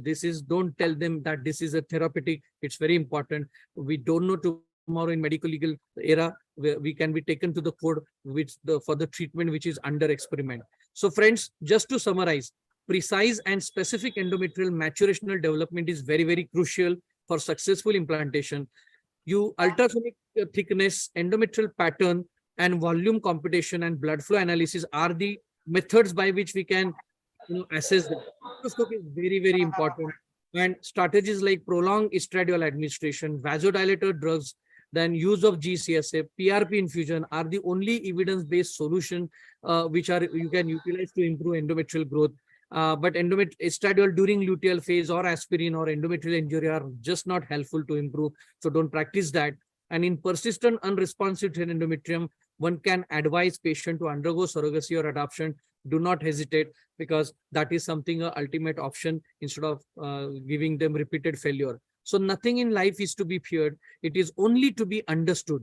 Now is the time to understand more so that we may fear less. That's a fantastic saying by Marie Curie. And thank you for the patient hearing. Thank you, Komal, for giving me a chance to share my views about thin endometrium. Thank you very much. Thank you, Dr. Kundan, for such a nice walkthrough for the thin endometrium. It was very nice because I think you covered all the aspects right from the surgical and the medical management. There are 2 things which I would like to ask you, Kundan. I mean, in that study where we give extended estradiol from 14 to 82 days, what is the dose? I mean, and in your study, you said you increase the dose 2 milligram every 72 hours. So what is the maximum dose which you used? Okay, in 2006 study, they did not increase the dose, they gave a fixed dose for a longer time. So that was the 2006 studies. In our studies, what we did, we took a kind of a hypothesis from our mechanism of endometrial hyperplasia. In fact, Komal discussed that if you have a higher estrogen levels, so probably you may have an endometrial hyperplasia. So what we did is that we kept on increasing estrogen doses every after 72 hours by 2 milligram. So when you start with 4 milligram, after 72 hours, you go to 6 milligram. Then after 72 hours, you go to 8 milligram. Like that, we kept on increasing till we find a desired level. Now, the study which I presented, that was a prospective study. So we decided in that study that we will not cross 30 days. Okay. So at the end of 30 days, the dose which patient received was 24 milligram per day at the end of 30 days. We checked the estrogen levels for all these patients, and none of the patients' estrogen levels were beyond 600 nanogram per ml. So, it was never beyond 600. So the fear which we had in our mind that maybe estrogen may lead to, thromboembolism. Yes, that's what I wanted to ask. My reason was this for asking. Estrogen circulatory level beyond that, even 600, which can cause thromboembolism. And we did not have a single patient. Okay. had thromboembolism. So that is my reason for asking that question was. Thank And you, Dr. secondly, Kundan. what about just one more thing? Because I think he is doing a lot of work in this. So just one more thing I wanted to ask Kundan. Kundan, what about endogenous estrogen? I mean, what about the use of letrozole or mobiclomiphene cycles for embryo transfer in these cases where we don't have a good endometrium? Like these will increase the endogenous estrogen. So do you find any good results with that, or whatever is that exogenous supplement which you said? Yeah, I did not find it because the simple thing is that estrogen is an aromatase inhibitor. So what it's going to do is it's going to inhibit conversion of estrogen from testosterone. What it ultimately do is in fact the anti-estrogenic effect. Okay, so I did not find any kind of this kind of effects, to improve the endometrial thickness. Okay, just because we want to increase the estrogen. Okay, so I did not find this kind of result. Yeah. No, probably what they say ki once there is a follicular growth with letrozole or clomiphene, so the endogenous estrogen which is secreted from this follicle will act better on the endometrium for the growth than giving an exogenous estrogen supplementation. So Okay. probably in some cases of thin endo, I understood. You're actually talking about comparison of ovulation induction cycles. Yes, precisely. Yes. Giving to these patients who are having thin endo for embryo transfer. In fact, when during frozen embryo transfer, we see thin endometrium, and this patient, once we do a letrozole induced cycle, we see a better endometrium. Yes, that's but what I was understand one more thing, that there are 3 studies which has been done to compare these ovulation induction cycles with frozen embryo transfer with HRT, but they did not find the increase in the pregnancy rate. They are still the same. Okay. So probably you may feel that the endometrial picture is better with letrozole, but ultimately your ongoing pregnancy rate and clinical pregnancy rate did not change. So in fact, what they recommend, they say that, a modified natural cycle is one of the method which is equally better, but only problem is that it has associated with a higher cancellation rate. Okay? So letrozole is one of the good drug, but again, I follow HRT because simply there are 2 advantages. First advantage is that you can control the cycle. You can have a full control when I want to start progesterone, when I want to schedule my that's true. You have a full control. Second advantage is that because you are dealing with a patient who has a borderline endometrial growth, I think here you have an advantage that HRT cycle you can prolong giving estrogen, and if it is under down regulation, it's fantastic because you can administer estrogen as long as you want, maybe for minimum 20 to 30 days, as shown by my study, and you still have a almost increase by 1.64 millimeter than what she will develop anyway. So I think that advantage, and that's why these 2 advantages I follow this. But all the studies done and comparing these 3 different protocols, they say that none of the protocol is superior than each other. They are still the same, and it's a completely user's choice. User's choice to do what. Okay. Thank you. Thank you, Kundan. Thank you. Please go ahead, Dr. Sabai. Yeah. Thank you, Dr. Kundan Ingle. It was really a very fantastic presentation, so crisp and so extensive. I'm also working in an infertility center where I see that in the IVF patients, where we have been started the patient on all the drugs for the IVF, we continue the estrogen throughout the cycle till patient doesn't, even after patient has conceived, we continue with the Proginova for 2-3 weeks, and then we stop. And we are getting good results, and the pregnancy outcome is also good. So here, what we are practicing, that is, it is only with the estrogen in our small cities, but we don't have any experience with the GCSF and the other PRPs and all. So I just wanted to know that since you are working in a bigger place, so are you practicing only with the estrogen or with the PRP and GCSF and all? Again, if it is an ovulation induced cycle or probably your fresh embryo transfer, then in that case your estrogen supplementation in a luteal phase doesn't help. And even it is talking about this thing, frozen. Frozen embryo transfer. Yeah, and it is been studied that if you stop the estrogen once the beta HCG is positive or urine pregnancy test is positive, so both the groups has been compared, that one group did not receive estrogen ahead of positive test, and one group received estrogen for 7 weeks. they did not find any change in the pregnancy rate. So once the pregnancy test is positive, there is no role of giving estrogen. It will not increase or decrease your chances of continuation of pregnancy. So Yes. absolutely, evidence is very clear. Because I've been practicing this for a long time, so I really wanted to confirm, can I stop it or not stop it? Okay, yeah, you should stop. And once it test is positive, you stop it. Thank you. Dr. Kundan, may I take, sir, may I take this Gणपत opportunity मला to जास्ती प्रश्न congratulate you, sir? विचारू नका. Sir, Dr. Kundan, sir, may I take this opportunity to congratulate you, sir, मला on आता your निघायचं आहे. extensive काय knowledge, ऍक्च्युली मला your काहीच माहित नाही रे. extensive experience, and your literature, knowledge of literature, not just your practical experience, sir. It was amazing, amazing. The way you talked about your subject, and also the way you answered our questions, sir. Thank you so very much. It was a pleasure to listen to you, sir. Thank you so much. Thank you. So with this, we conclude the second session. I would like to thank the speaker, Dr. Kundan Ingle, and both the chairpersons for chairing this session. Now we'll begin with the panel discussion. Our moderator for this panel is Dr. Ganpat Sawant. He is the ex-HOD, Department of OBGY, DY Patil Medical College, Navi Mumbai. He is the director of Noble and Noble Plus Hospital, Ghatkopar, Mumbai. Ex-president, Ghatkopar Medical Association, Mumbai. Past honorary secretary, IMA branch, Mumbai. And he is a managing committee member of MOGS. And he has passed from the prestigious AGS Medical College. Our expert for today's session is Dr. Niranjan Chavan. Sir is the professor and unit chief at Lokmanya Tilak Municipal Medical College, Sion Hospital. He is a joint treasurer of FOXY, current president of Mumbai Obstetrics and Gynecological Society.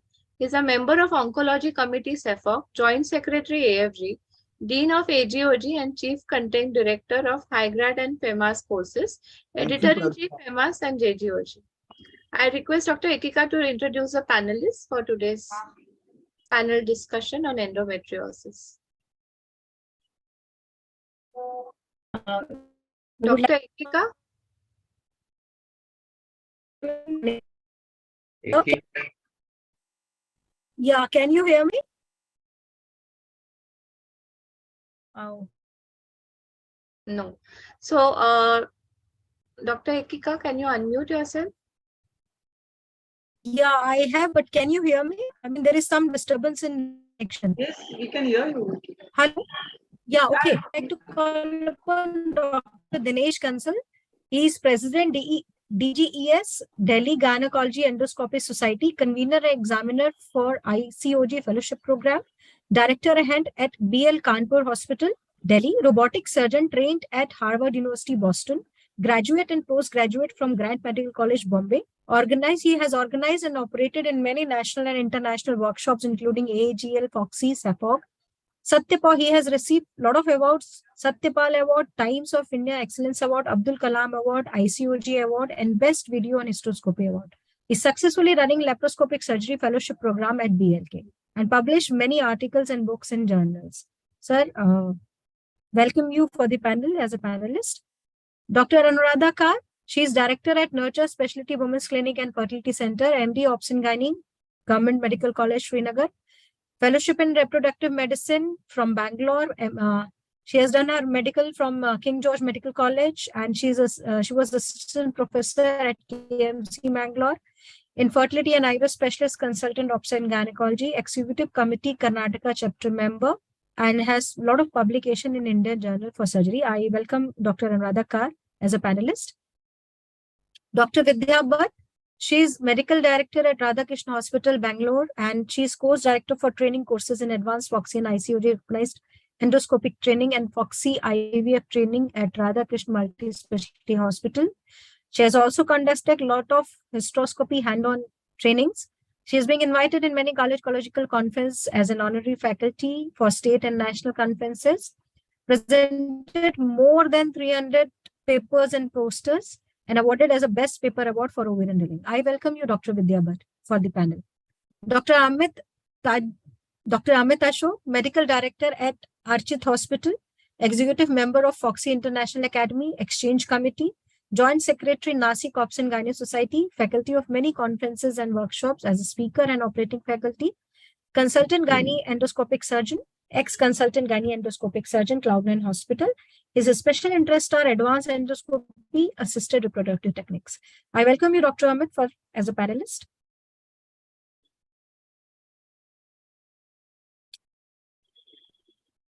I think Dr. Pradnya, can we start now? Yeah, we have a few more panelists. Dr. Subhash Malya, he is currently operating and will be joining us shortly. He is the chairperson-elect, Foxy Endoscopy Committee and Secretary of Calicut Society. The other panelists, can you just run through the slides? Dr. Tanveer, consultant at Tanveer Hospital, Hyderabad, Telangana, member of the Program Subcommittee of Education Committee of IUGA, Executive Committee member of UPI. The next panelist, Dr. Smith Patel. Yeah, she joined. Dr. Smith Patel is director at Mayflower Women's Hospital. His MBBS from NHL Municipal Medical College. He's operating and he'll be joining us shortly in another 5-10 minutes.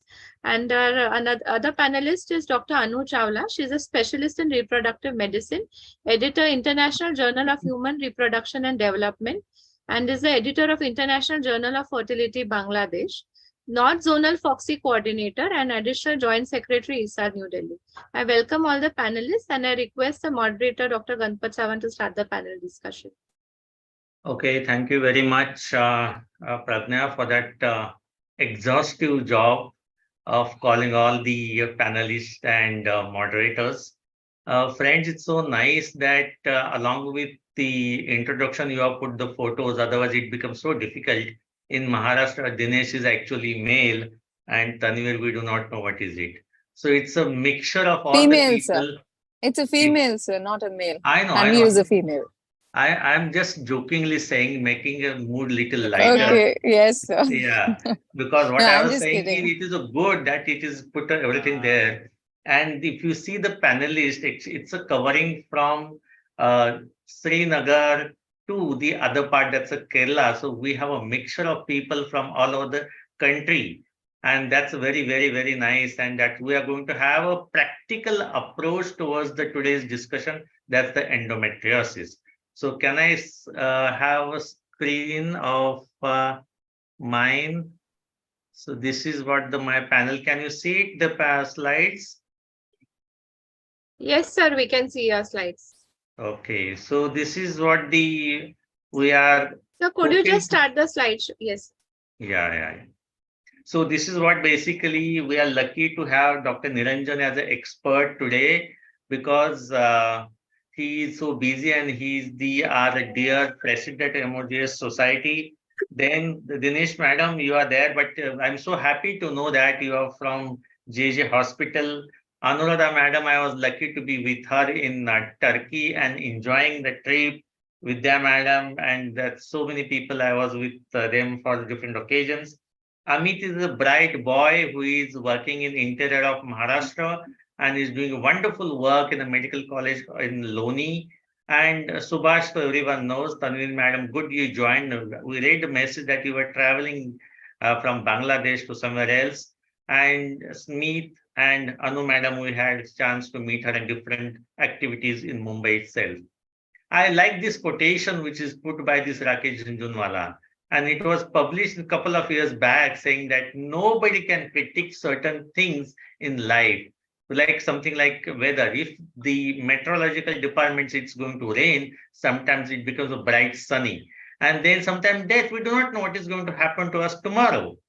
Market, that's a fortune, what is going to happen. Similarly, I can't say woman, but I can say endometriosis is unpredictable. We do not know which cases are going to be symptomatic, which cases are going to be asymptomatic. And today's topic is so nice that it started with endometrium, enigmatic endometrium.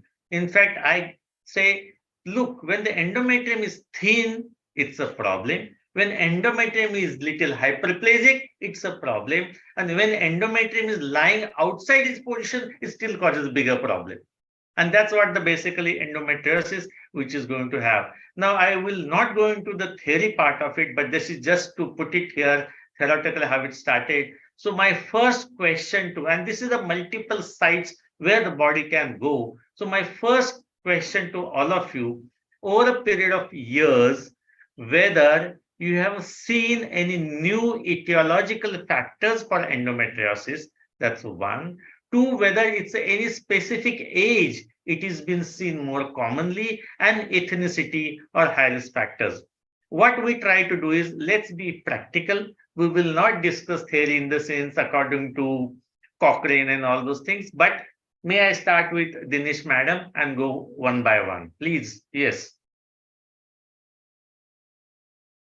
If Dinesh madam is not there, then we can go to the Anuradha madam. Yes, hello.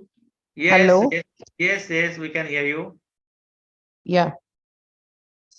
Please So go ahead. age. Yeah. Should I start answering? Okay. Please go ahead, madam. Yeah. So age, we know that endometriosis. What is endometriosis? Basically, endometrium, that is uterine endometrium, coming out into the peritoneal cavity. And we know that since menarche, when menarche happens, so periods start coming. So after that only endometriosis will start. So now what I'm seeing in age, of course, it's a disease of reproductive age group. We know that.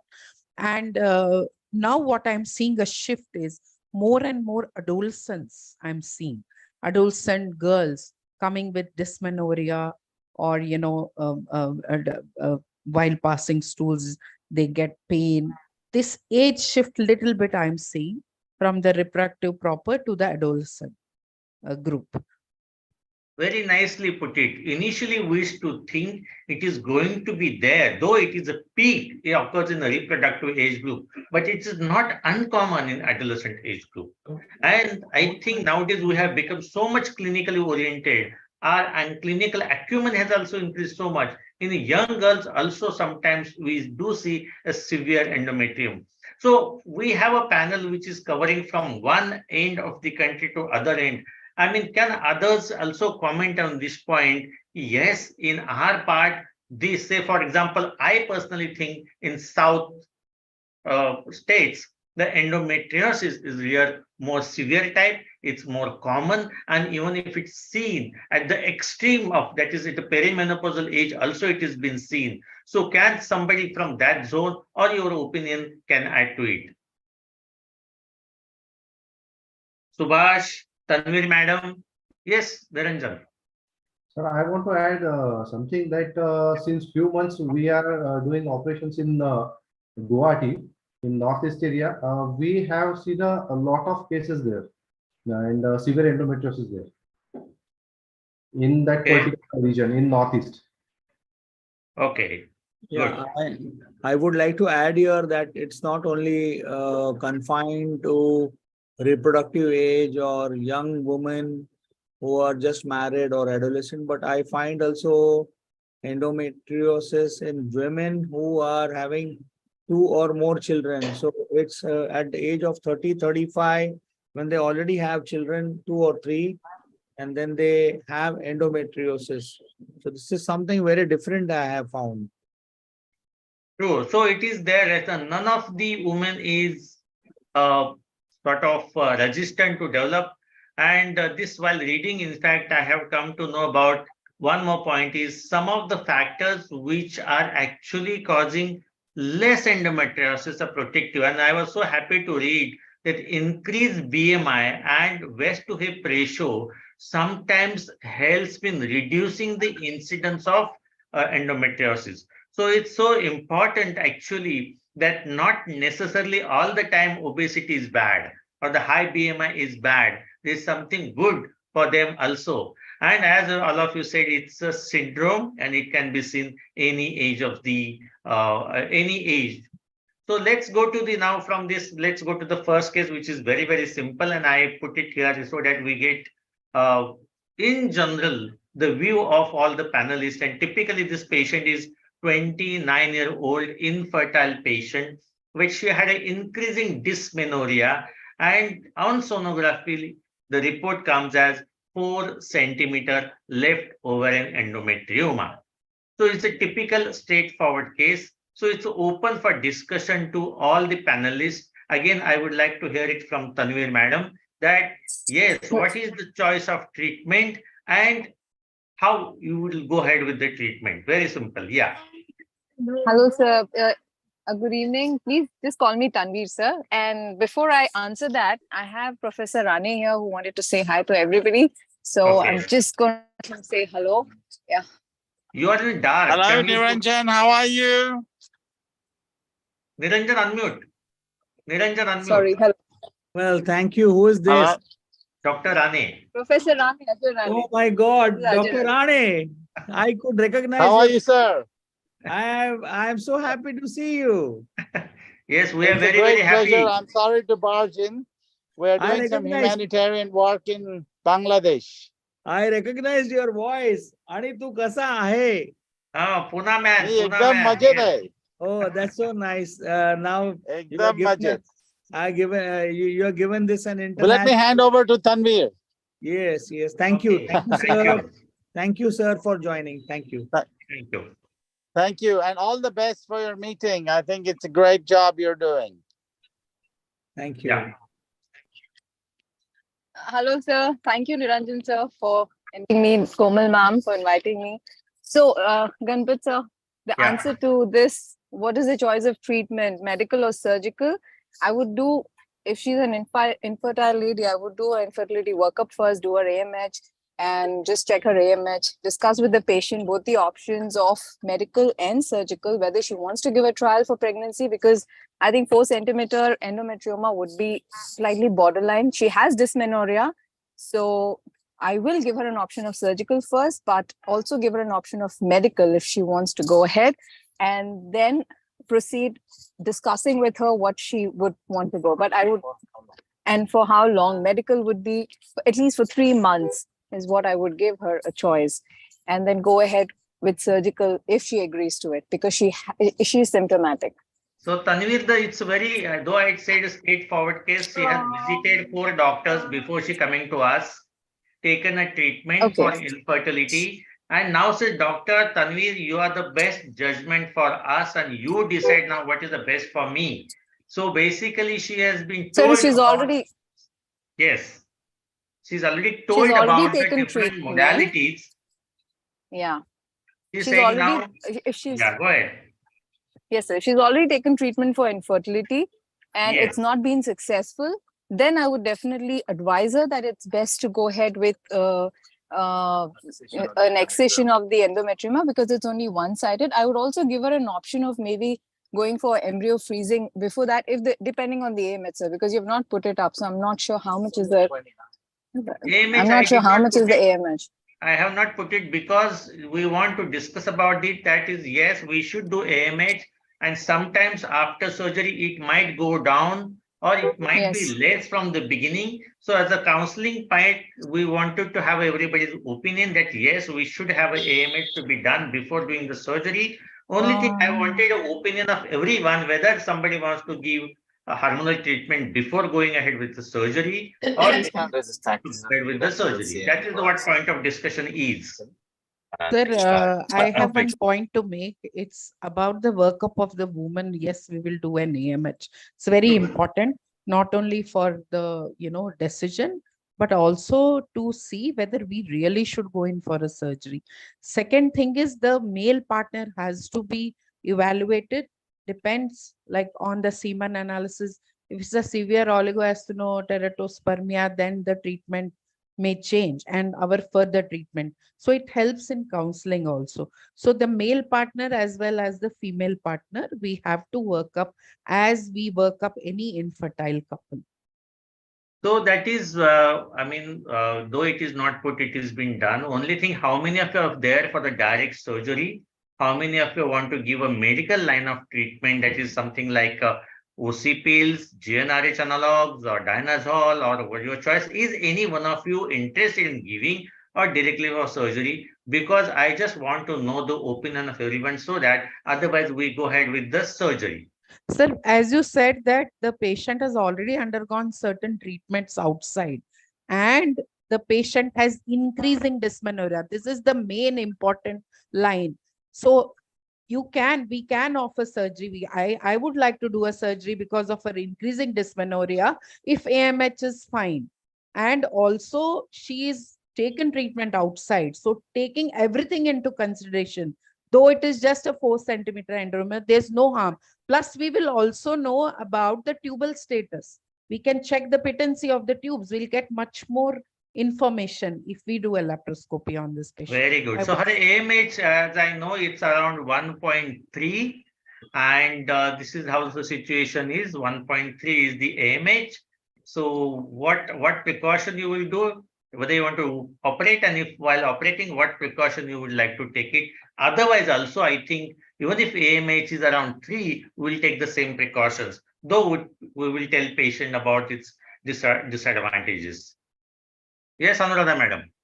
Any difference if AMH is less and AMH is more? Unmute. Okay, so Anu, madam, you want to take AMH, if it is low, now you have put me in a fix. It's 1.3 is quite low. AMH depends what your reference range is. But then I would still reconsider because, see, now here, because AMH is low, and I don't know whether they've done IUIs earlier, if they've already done and it has failed. Then I would like, I'll do an ultrasound definitely. I will see how the accessibility of the ovaries is. Now that becomes important here. If there is a 4 centimeter endometrioma with adhesions and the ovary is not accessible, then in that situation, I'll go for a laparoscopy here. In this particular If ovary is accessible from ovum pickup point of view or ovarian aspiration for the endometrioma? No, I am not. We should not do aspiration for these cases. I would only for the egg pickup thing. Egg pickup thing, I would look for the accessibility of the ovary. So you don't, because the AMH is low now, right? We may think of going for an IVF for this patient.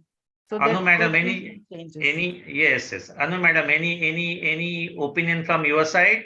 I hope you have heard the case.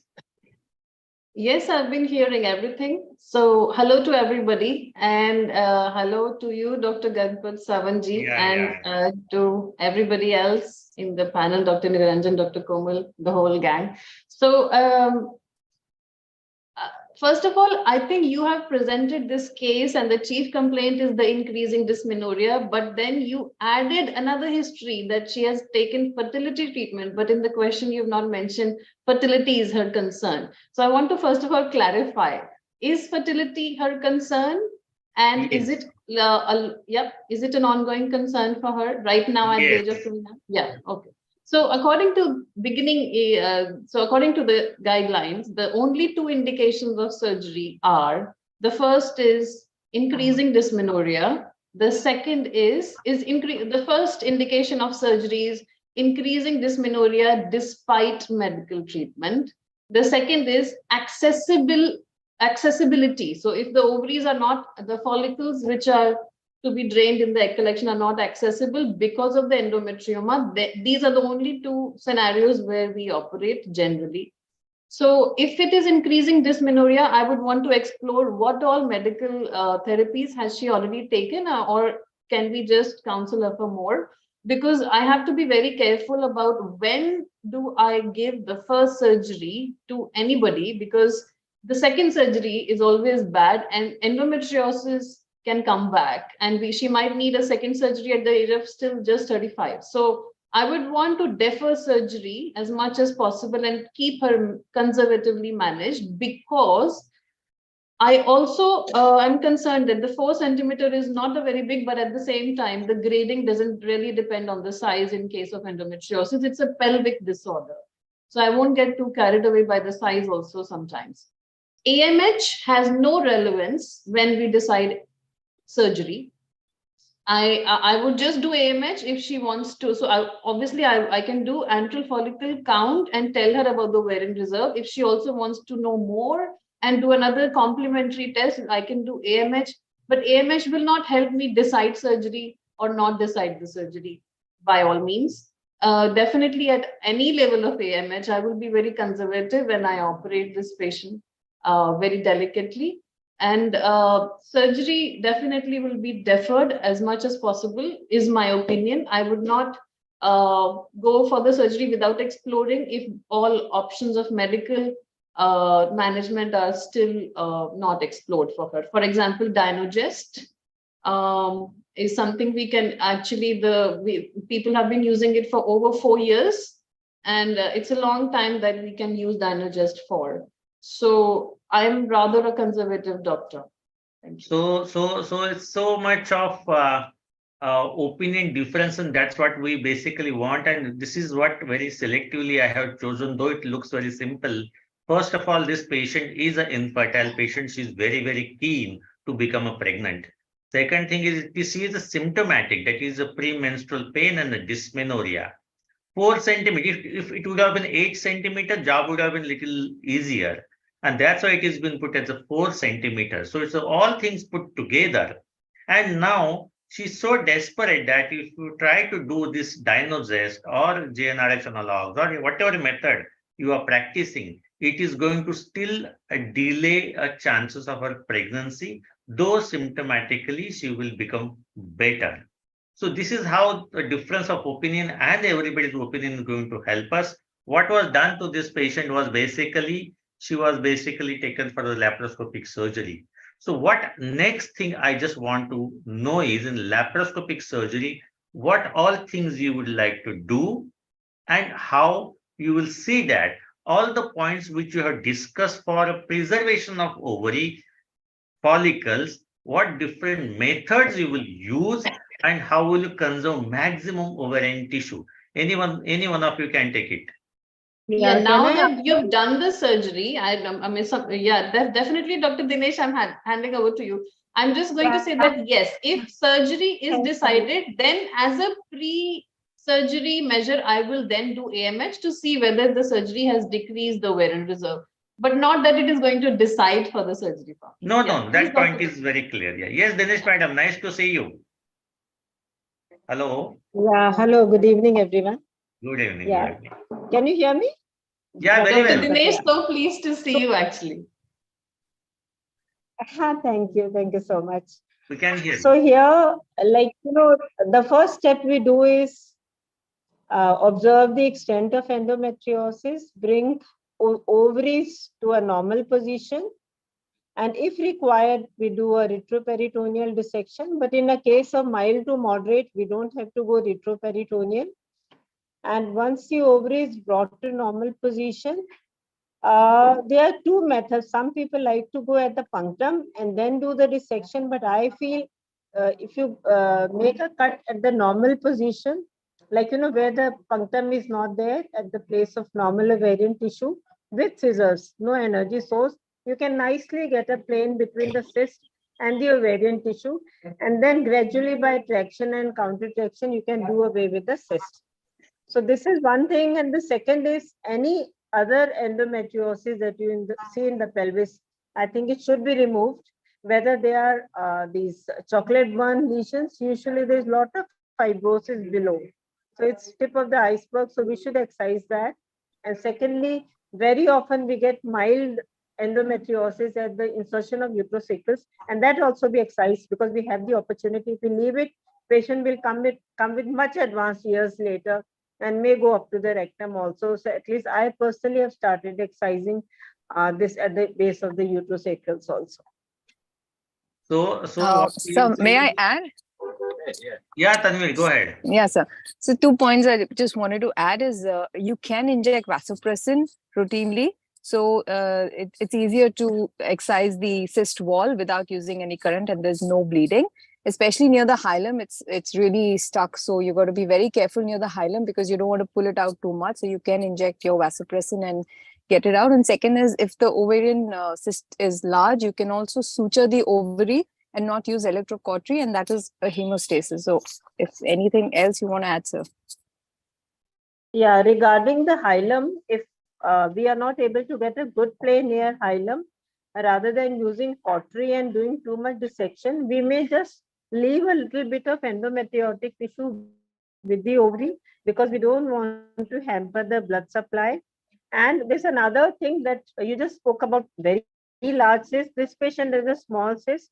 If the cysts are very large, like 10 centimeter or more than that, nowadays what we've started doing, and that is the norm now, that you aspirate the cyst at that time and do adhesiolysis and put the patient on a single dose of leuprolide.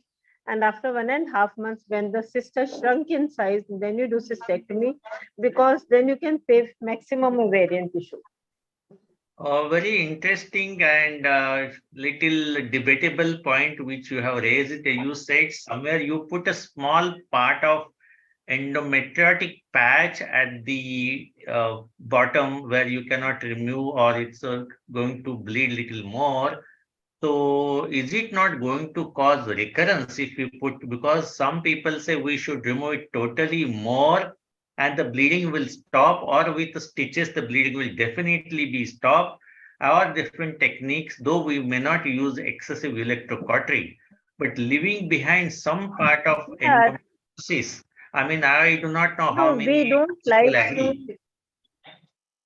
We don't like to leave it, but if there's no good plane, normally we get a plane, and if there's no good plane, and that is where the ovarian supply is coming, so if you happen to damage that supply, use bipolar or any method of electrosurgery, it may not be good. So either it comes out with blunt dissection easily, or I think, in the same patient, it may be different cyst on both the sides. But if you think it's too much stuck, then it is best to leave a little bit, because the recurrence has to happen. It's very interesting because the cyst wall in endometriosis will come out easily, but not always. And as compared to the other cysts, this is definitely a little more reluctant to come out easily. So then we land upon, that's why this discussion is there, whether it's electrocautery, whether it's hemostatic agents, and something has to be used. And see, there's so many methods have been used here. So which one all of you are using here? Does anybody using laser? Is somebody using, I think somebody did mention about the vasopressin, which is quite commonly used. And I just want if any one of you are using laser or sclerotherapy for these endometriomas. If not, then we move ahead, because laser practically unless some corporate hospital or somebody who is practicing abroad, whether they have used it. But otherwise, if not, then we can. Anybody has any opinion about this or experience? One thing, vasopressin can be used in the broad ligament, or it can be used in the, in the ovarian tissue to separate the cyst. So that is one thing. And second is CO2 laser we have used, but the literature also shows no difference in the results, whether you use cystectomy without any laser or with, say, laser. So it is not found to be much useful. So no need of doing any fancy things, though we have in our corporate hospital. The urology department has it, but we are not using it routinely because we didn't find any advantage. The only thing is very large cyst where you are not able to peel it off. Either use a superficial bipolar coagulation, or what we can use is CO2 laser, because it's got a fixed thickness, how much it's going to penetrate. But I think it doesn't have much advantage.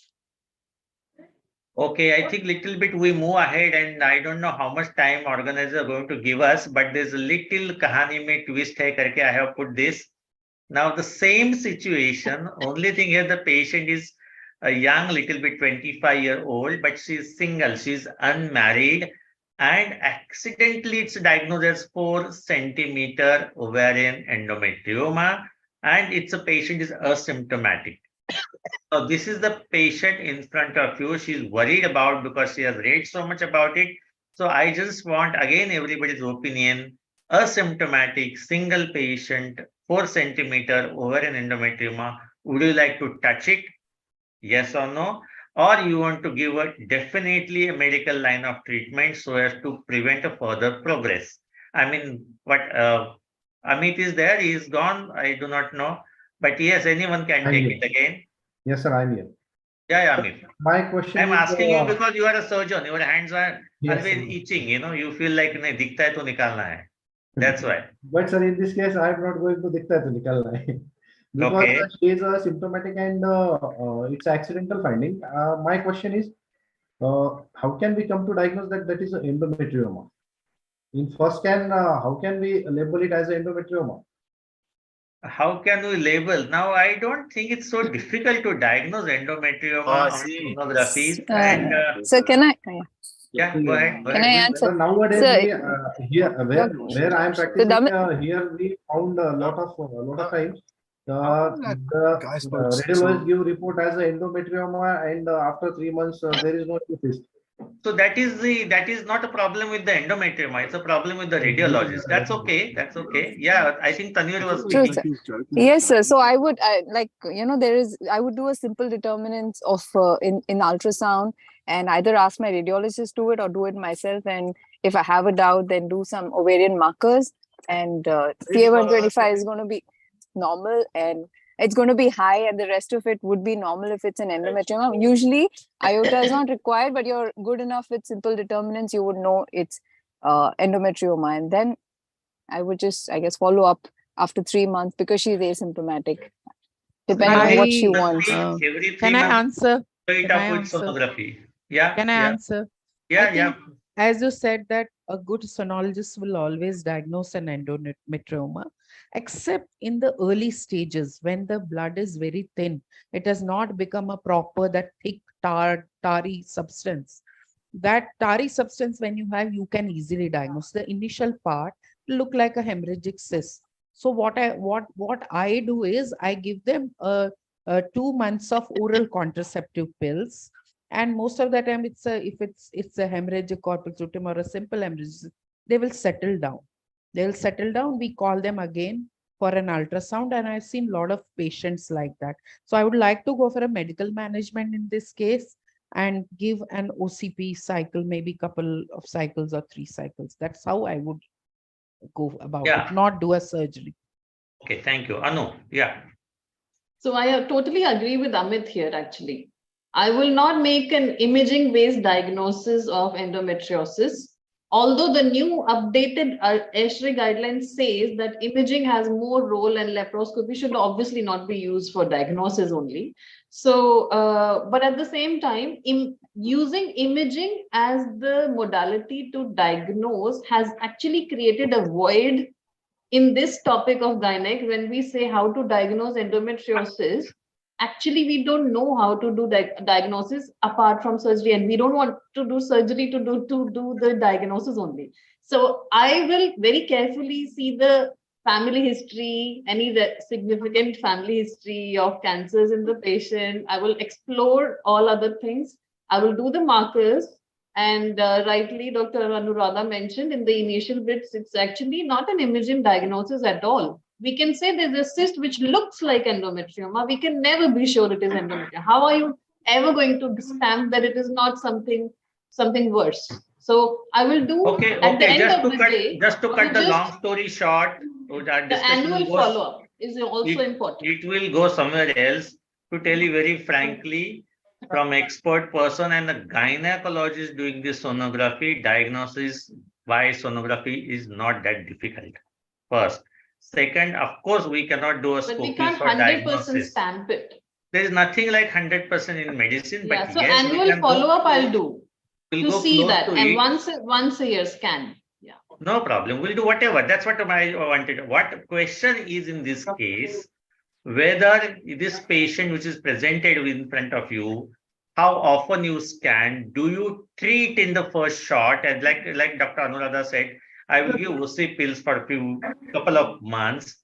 And I mean, see, there is so much of this topic. It's so, what I'll say, difference of opinion. So that's what we want to know, because diagnosis is be done. We are not discussing how to diagnose the endometriosis. Okay. So no treatment. I will not give her anything. Yeah. You will not give her anything. So progressively it will increase, and we'll wait for the signs and symptoms of, I mean, developing signs and symptoms. It might just stay like that forever. Forever, okay. It might stay the same 4 centimeter for 10 years. For 10 years, I can't put her on OC pills. No. She did not say put for 10 years. She said a couple of months. So could be 3 months, 6 months. But if I start OC pills, when do I stop then? What is the limit? So That's the why I don't question. start. So that's the question. That's what the full discussion is about. I mean, you Yeah, I just will want to not wait start. and watch as it is. Do you want to give medical line of treatment to only symptomatic patients? Do you want to give medical line of treatment to control the progress of the disease? I mean, what you want to do it? I just want, again, everybody's opinion. Yes. OC pills are not known to control endometriosis anyway. Okay, fair enough, because now newer OC pills containing estrogen, progesterone, dinogest, and all those things will definitely help them to control somewhat. So with this, I think anybody want to add more controversies to this? No, then I'll go to the next case, which will take little bit more time, and then we will stop. This case is something different. Before I go ahead with this case, have you seen any this what I took first is a simpler case, then it was the asymptomatic in a single patient, and then we had a difference of opinion, which is bound to be there. Now, third case is little uncommon presentation of endometriosis or adenoma. So can you, any one of you, label rare cases or rare presentation of endometrium or adenoma which you have seen? Starting from Anuradha madam. Rare presentation, not the typical pelvic or uterosacrals, umbilical, lungs, diaphragm, inguinal canal, labia, something like that. Vaginal I endometrium. Yeah. Sorry, ma'am. Go ahead. Yeah. No, you go ahead. I'll Yeah, I've come across vaginal polyps or lesions presenting as endometrioma. Okay. Histopathology came out to be endometriosis. So there were about 10 polyps in the vagina, and she had come with intermenstrual bleeding, especially post her sexual contact. Okay, but something interesting, nice. Yes, I think vaginoscopy is going to be more helpful in this kind of patients too. Yes, Dinesh madam. Yeah, we had a case of catamenial pneumothorax. The patient would develop pneumothorax repeatedly during periods. So ultimately, our respiratory department did, fuse the pleural membranes. But she still has endometriotic lesions, so she's on medical treatment and she's doing good till now. If she does not do well, she's completed her family, maybe I'll remove her ovaries. So we are just waiting for further how Okay. she behaves. Yeah. Okay, anyone else? So I'll go ahead with this, my case. This is a 45-year-old patient. She presented with severe dysmenorrhea and menorrhagia. Hello? For which she was operated for laparoscopic total hysterectomy with left salpingo-oophorectomy and right salpingectomy.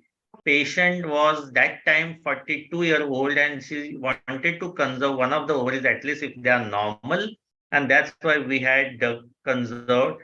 This is the picture which is seen here, intra of findings. This is the pouch of Douglas. Look at the picture, how it is there, and this is the right ovary, look normal, that's why it has been conserved. And this right ovary was fixed to the round ligament.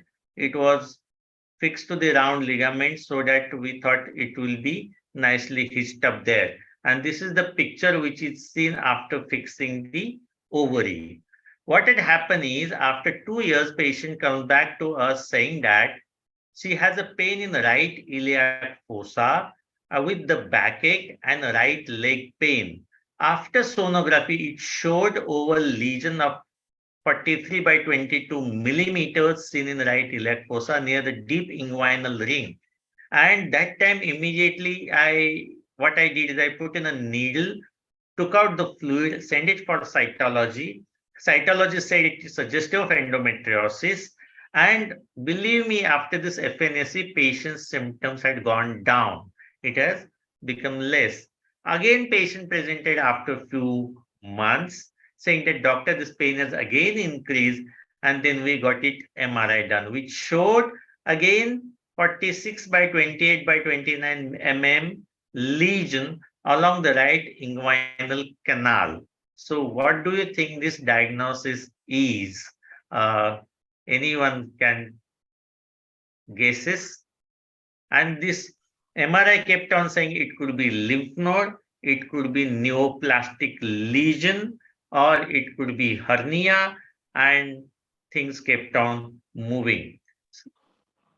So before what was the contents of the aspirate? It was the little bit darkish fluid, which cytology showed it is an endometriosis. Okay. I put in the report also here. Cytology suggestive of endometriosis, right anterior abdominal wall, cyst FNE, that is the fluid which was there. After that, the patient came back again after a few months with this MRI report showing there is a lesion which is increased and is symptomatically very, very bad.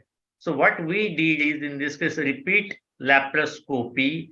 Let's see what is it. This is the ovary which was fixed. This is the round ligament.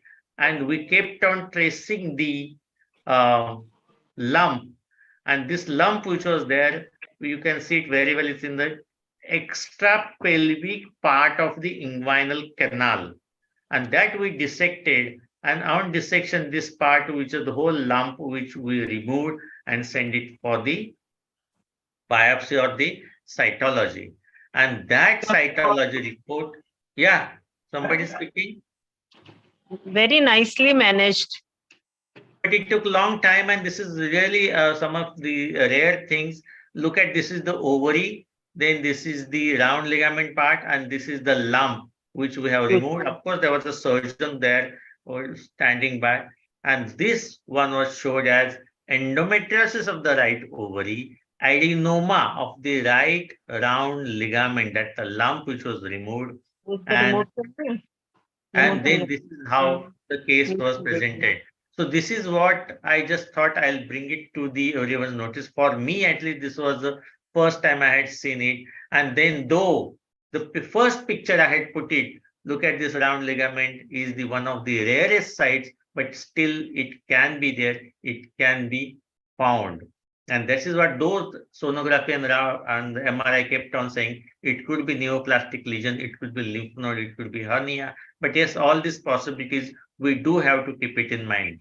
So this is just sir, to have sir, it was, since it was involving the inguinal ring, did you put in a mesh or something to prevent inguinal? No, we did not put in a mesh. And I did mention the surgeon who was standing there, he was washed up. He said the defect is a small, there is no need of mesh. With Gore-Tex suture, we sutured it, and patient now till date is fine. And why I put it here is, and that's why I ask you how some anecdotal cases or rare cases, if you have seen, we can put it. So this is one of the rarest findings of these things which we can, see it. So I just want to put question to all the panelists. What is the etiological factor for developing right inguinal adenoma? Whether hitching the ovary is the culprit, whether it was there in the beginning which has become symptomatic or more, just to have a wild thought or discussion.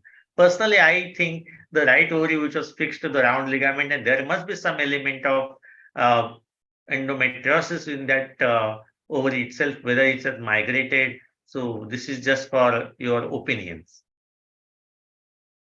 Yes, senior person starts first. So Dinesh madam is immediately unmuted. Yeah, but it's so rare, difficult to give opinion because we don't have our own experience in this. Very well managed. I know. Amit?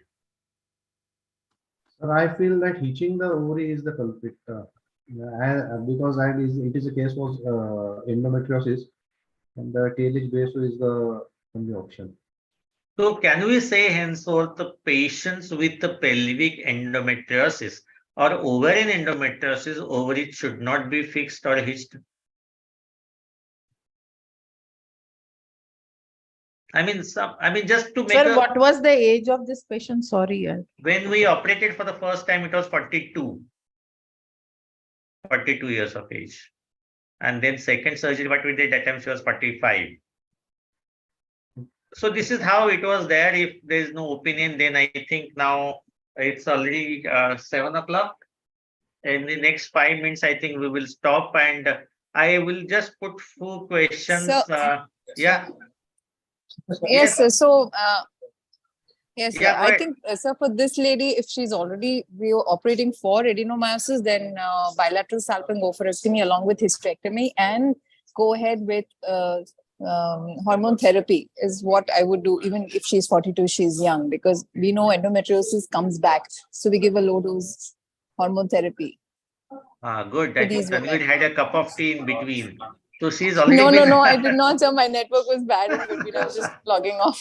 But I think the more important part is the oophorectomy. Yeah, that's already, Niranjan sir has already pointed And, out. I think oophorectomy is not something that should be taken very lightly. Very good. That's a very nice message. Because you can get residual ovary syndrome, you can get ingrowth of the ovarian stroma into the retroperitoneal space, and it can definitely inadvertently affect structures close to the psoas muscle, including the iliohypogastric nerves. So oophorectomy is something that should not be done routinely. True. That's what we wanted to discuss and have opinion of everyone. This was fixed to be done. Yeah, I think Dr. Tanvir brought out a very good point. If a patient has adenomyosis and we are operating, we should counsel her. If we find any pelvic endometriosis also, I would like to do BSO. So patient should be counseled. I think castration of a woman before the age of 45 should be also taken very seriously, because although we are very desperate to treat endometriosis and remove everything possible in that woman, she also needs quality of life afterwards. So I think one has to be very careful about BSO just because it's endometriosis. It has to be stage 4, possibly with pretty severe symptoms. Then only one should consider a BSO. I think the effects on aging, in fact, in women who have been castrated is extreme, even if you give her HRT. So I totally reckon with what Dr. Rane has said, because till the age of 90 years, ovaries have positive impact on cardiac and bone health. So it is a very big thing. It is a very big thing to decide to remove somebody's ovaries, please. And with the more longevity, in fact, still is going to be problematic, and that's why we take a proper consent for the ovaries, and with the proper consent, this ovary was preserved. Unfortunately, she had a different problem. That is the sad part of it. But otherwise, before surgery only, I think our decision should be there. Introp, I really do not know whether we should take a decision. We should also emphasize what is proper consent. When we do a improper, very biased and coerced consent, कि तुम्हारे ovaries में endometriosis है, so it will save you a second surgery, so let me remove. So then obviously she's going to say yes, remove. So in the consent, we have to properly give her the information, that is also very important. Because if we tell her, okay, we are doing this to save you from second surgery, she's going to say yes. This is not a consent. And plus how patient's education level, how much she understands, and so many other factors will be there. Yes, now we come to this is just, we can say this is sort of rapid fire kind of things, and next 5 minutes we might close down. So this is the case post-cesarean section. She comes with the pain in again the right side of the scar. So this is what we have operated. So what is this diagnosis? Scar endometriosis. Scar endometriosis. Simple, scar endometriosis, but at the same time you can see something here which is the non-absorbable thread which is seen here. So I just want to know, can that thread itself be a culprit to cause the endometriosis of the scar? No, because all the cases we have seen is there has never been a scar. There's never been a thread. So there is a thread. Yeah, so we have not seen it. So this will be something new if you say that was the culprit. No, I'm not. See, I have also seen for the first time. So basically, see, we have to think from all angles. because all patients, they do not develop scar endometriosis. Of course, some of them they develop, but now using such kind of threads, and the patient was typical, very smart girl. She would keep on saying, yes, before the menses, at this point, I get something. And clinically, we will not be able to palpate. This was this CT scan which was diagnosed. At the time of surgery, we also had a difficulty in tracing it. But yes, we could get it and we have removed it. And this is the part after removal. And it is, yes, it is this endometriosis, which is histopath also has said. We have gone. But sir, she had a cesarean, so there will be threads there. Non-absorb, I mean, delayed absorbable. Some thread will remain for one year. But we are not using nowadays non-absorbable sutures. At least at our places, we don't use it. Maybe some people use. Maybe they've used Possible. Somebody must have used for that patient, no? So that's why I said yes. Whether that is the this is the lab picture of the patient, and then this is the picture which is through the cystoscopy. Bladder endometriosis. So I think we'll stop it at this point of time, and I just want closing remarks from all of you. Endometriosis, of course, it's an enigmatic disease, and it's going to have different presentations at different ages also. So just few closing remarks, and we will stop again at this point of time. So starting from any one of you can start. Okay, Dinesh madam, again, let's go from senior to junior. No problems. Yeah, the last case we would have liked to discuss, and it was so interesting, but of course we are falling short of time. And I think you covered everything, right from early endometrioma, small endometrioma, asymptomatic. I think that was the best we could have discussed. Thank you for that. Yes, can somebody throw a light on this RNA? There are so many things we are reading, and there are so many messages coming about the diagnosis in recent advances about this microRNA. Does anyone have some kind of more experience with this? I don't have any. I don't have any experience, but I know Philippe Decombe is doing it in France from the salivary kit, and anybody who wants to be a part of it, he is welcoming everybody to be a part of the study. So if you want his... What is it? You just tell us, what is it? I mean, how do you I mean, from the salivary... I think I'm not the right person. I know a little bit of it. So I think I'm... So but what I know is that he's the main guy, Philippe Decombe, who's doing this research in France in Clermont-Ferrand, and his, he's the boss of Endometriosis Institute in Anglara, something. Sir.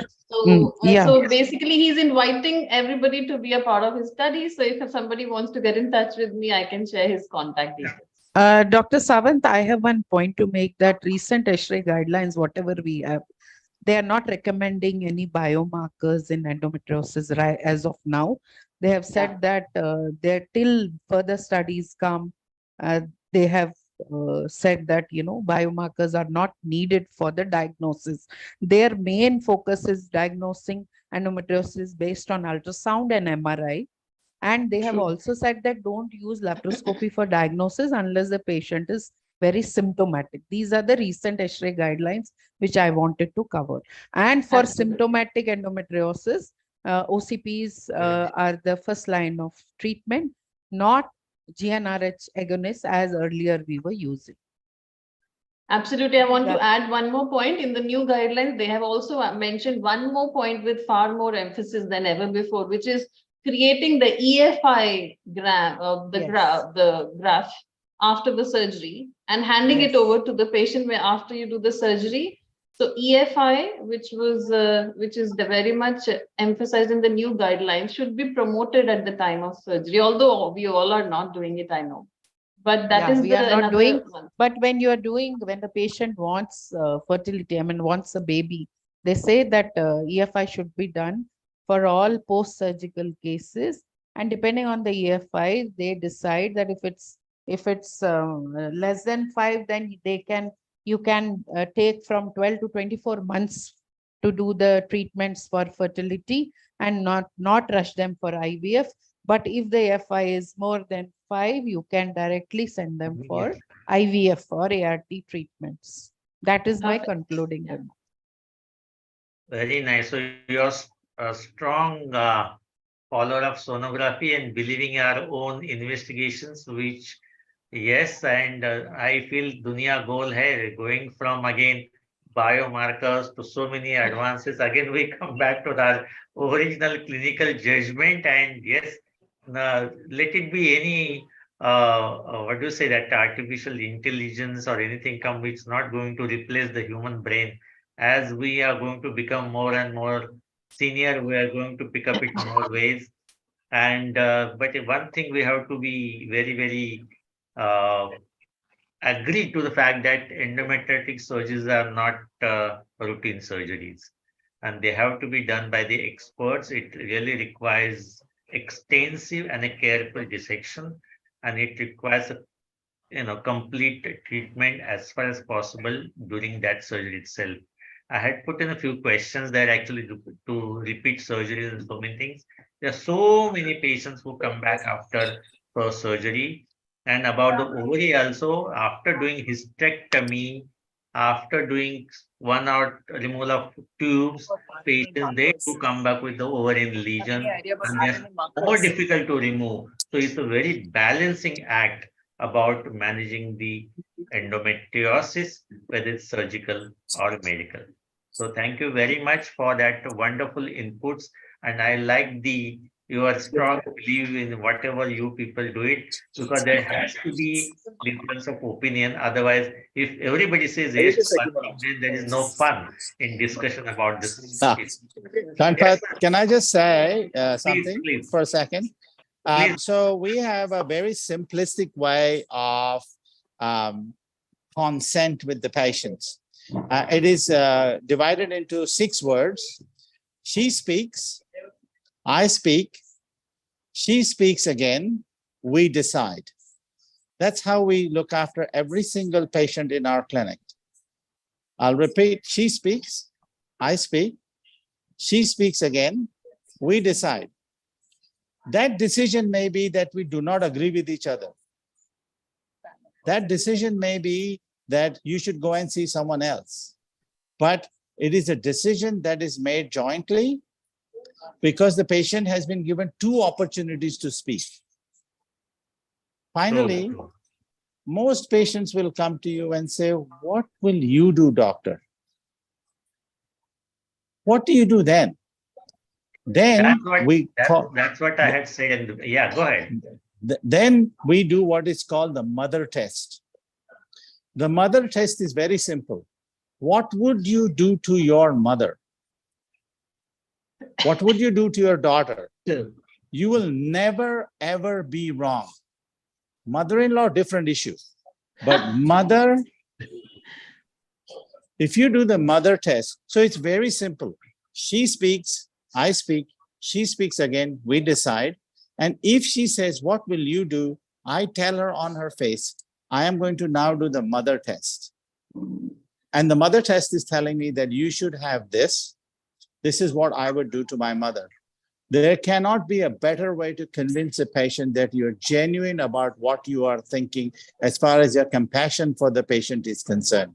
I'm very, very sorry to have butted into your clinic. We are doing some humanitarian work in Bangladesh, but it's lovely to see you all. That's why when she said Niranjan is there and Ganpat's there, I could not stop. I had to come and say hello and say hi. No, that's our pleasure, and we really love the way you speak and convince others.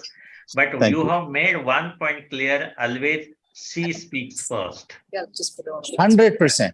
100%. There is no way out of this.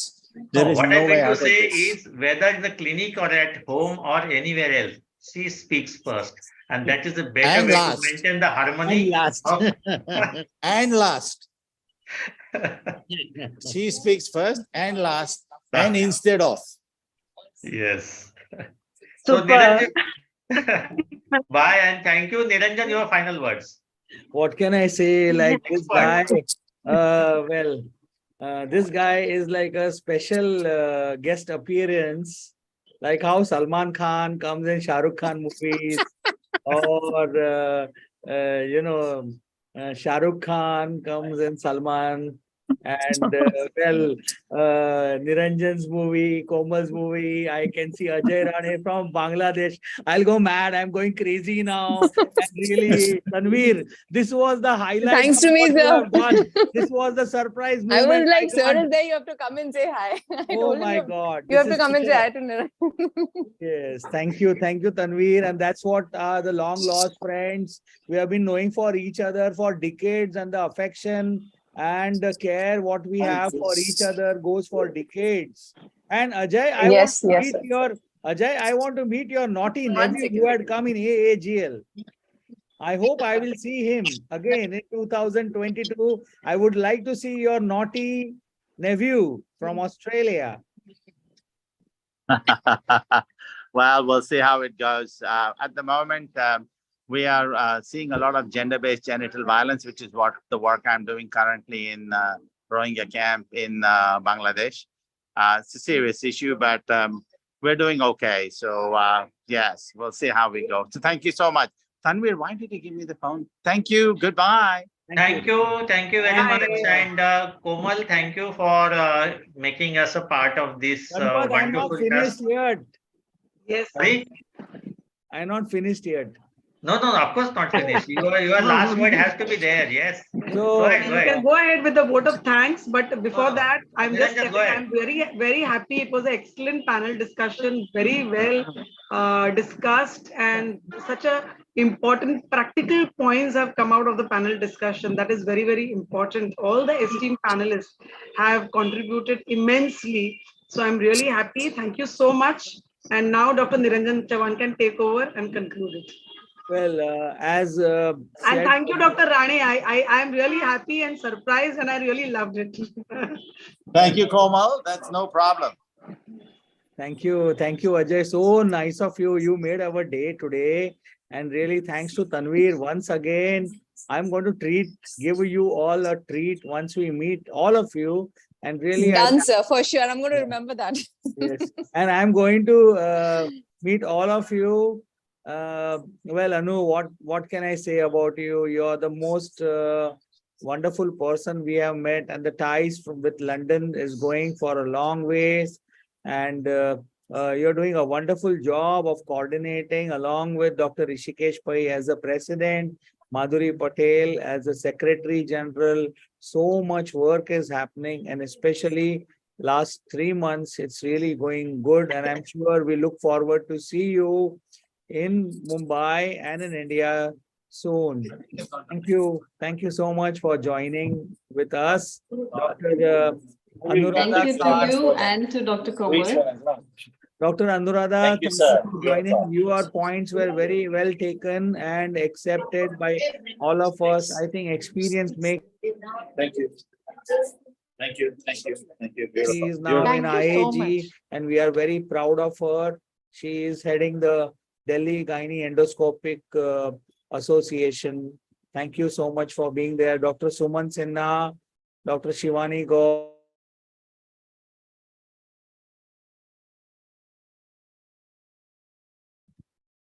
We can't hear anything. Dr. Niranjan, your voice has We can't gone. hear Dr. Niranjan. Really. Amit Tazni, thank you very much. Screen is frozen. This becomes Thank static. you, Thank you, Dr. sir. Komal and Dr. Niranjan, and The topic thank is you, Dr. endometriosis, Sawant, that's for why this it's frozen. wonderful panel. I thank all the panelists. It was a wonderful discussion, and we look forward to more. Yes, I would like to thank the moderator, Dr. Ganpat Sawant sir, for conducting an excellent panel discussion. And the difference in opinions and management really, made all of us think about the correct management. And we enjoyed that the panelists disagreed on so many issues that made it more interesting. And with this, I would like to thank Dr. Komal Chavan madam and Dr. Niranjan Chavan sir for inviting all of us and giving us the opportunity to be a part of this wonderful program. Yeah, thank you. My connection went away, but I would like to thank again Amit. You are so kind of, to be joining us from Nasik, Sangamner, and others who have joined, Shivani, Ganpat Sawant. Thank you for those wonderful lectures, and of course the case is very rare and very different cases, especially the round ligament. And thank you, Ekika, from joining. What a wonderful job you have done during Rishi. He has told that there was a crowd of 350 to 400 members when he had just visited Mau, when the Yatra was going, Vadlav Yatra. And really, we look forward to see you soon in the few meetings further ahead. So thank you with all these things. Of course, Komal is there with me, and really we look forward to all of you joining in the future. So have a great day. Thank you. Take care. Bye. Hi, bye.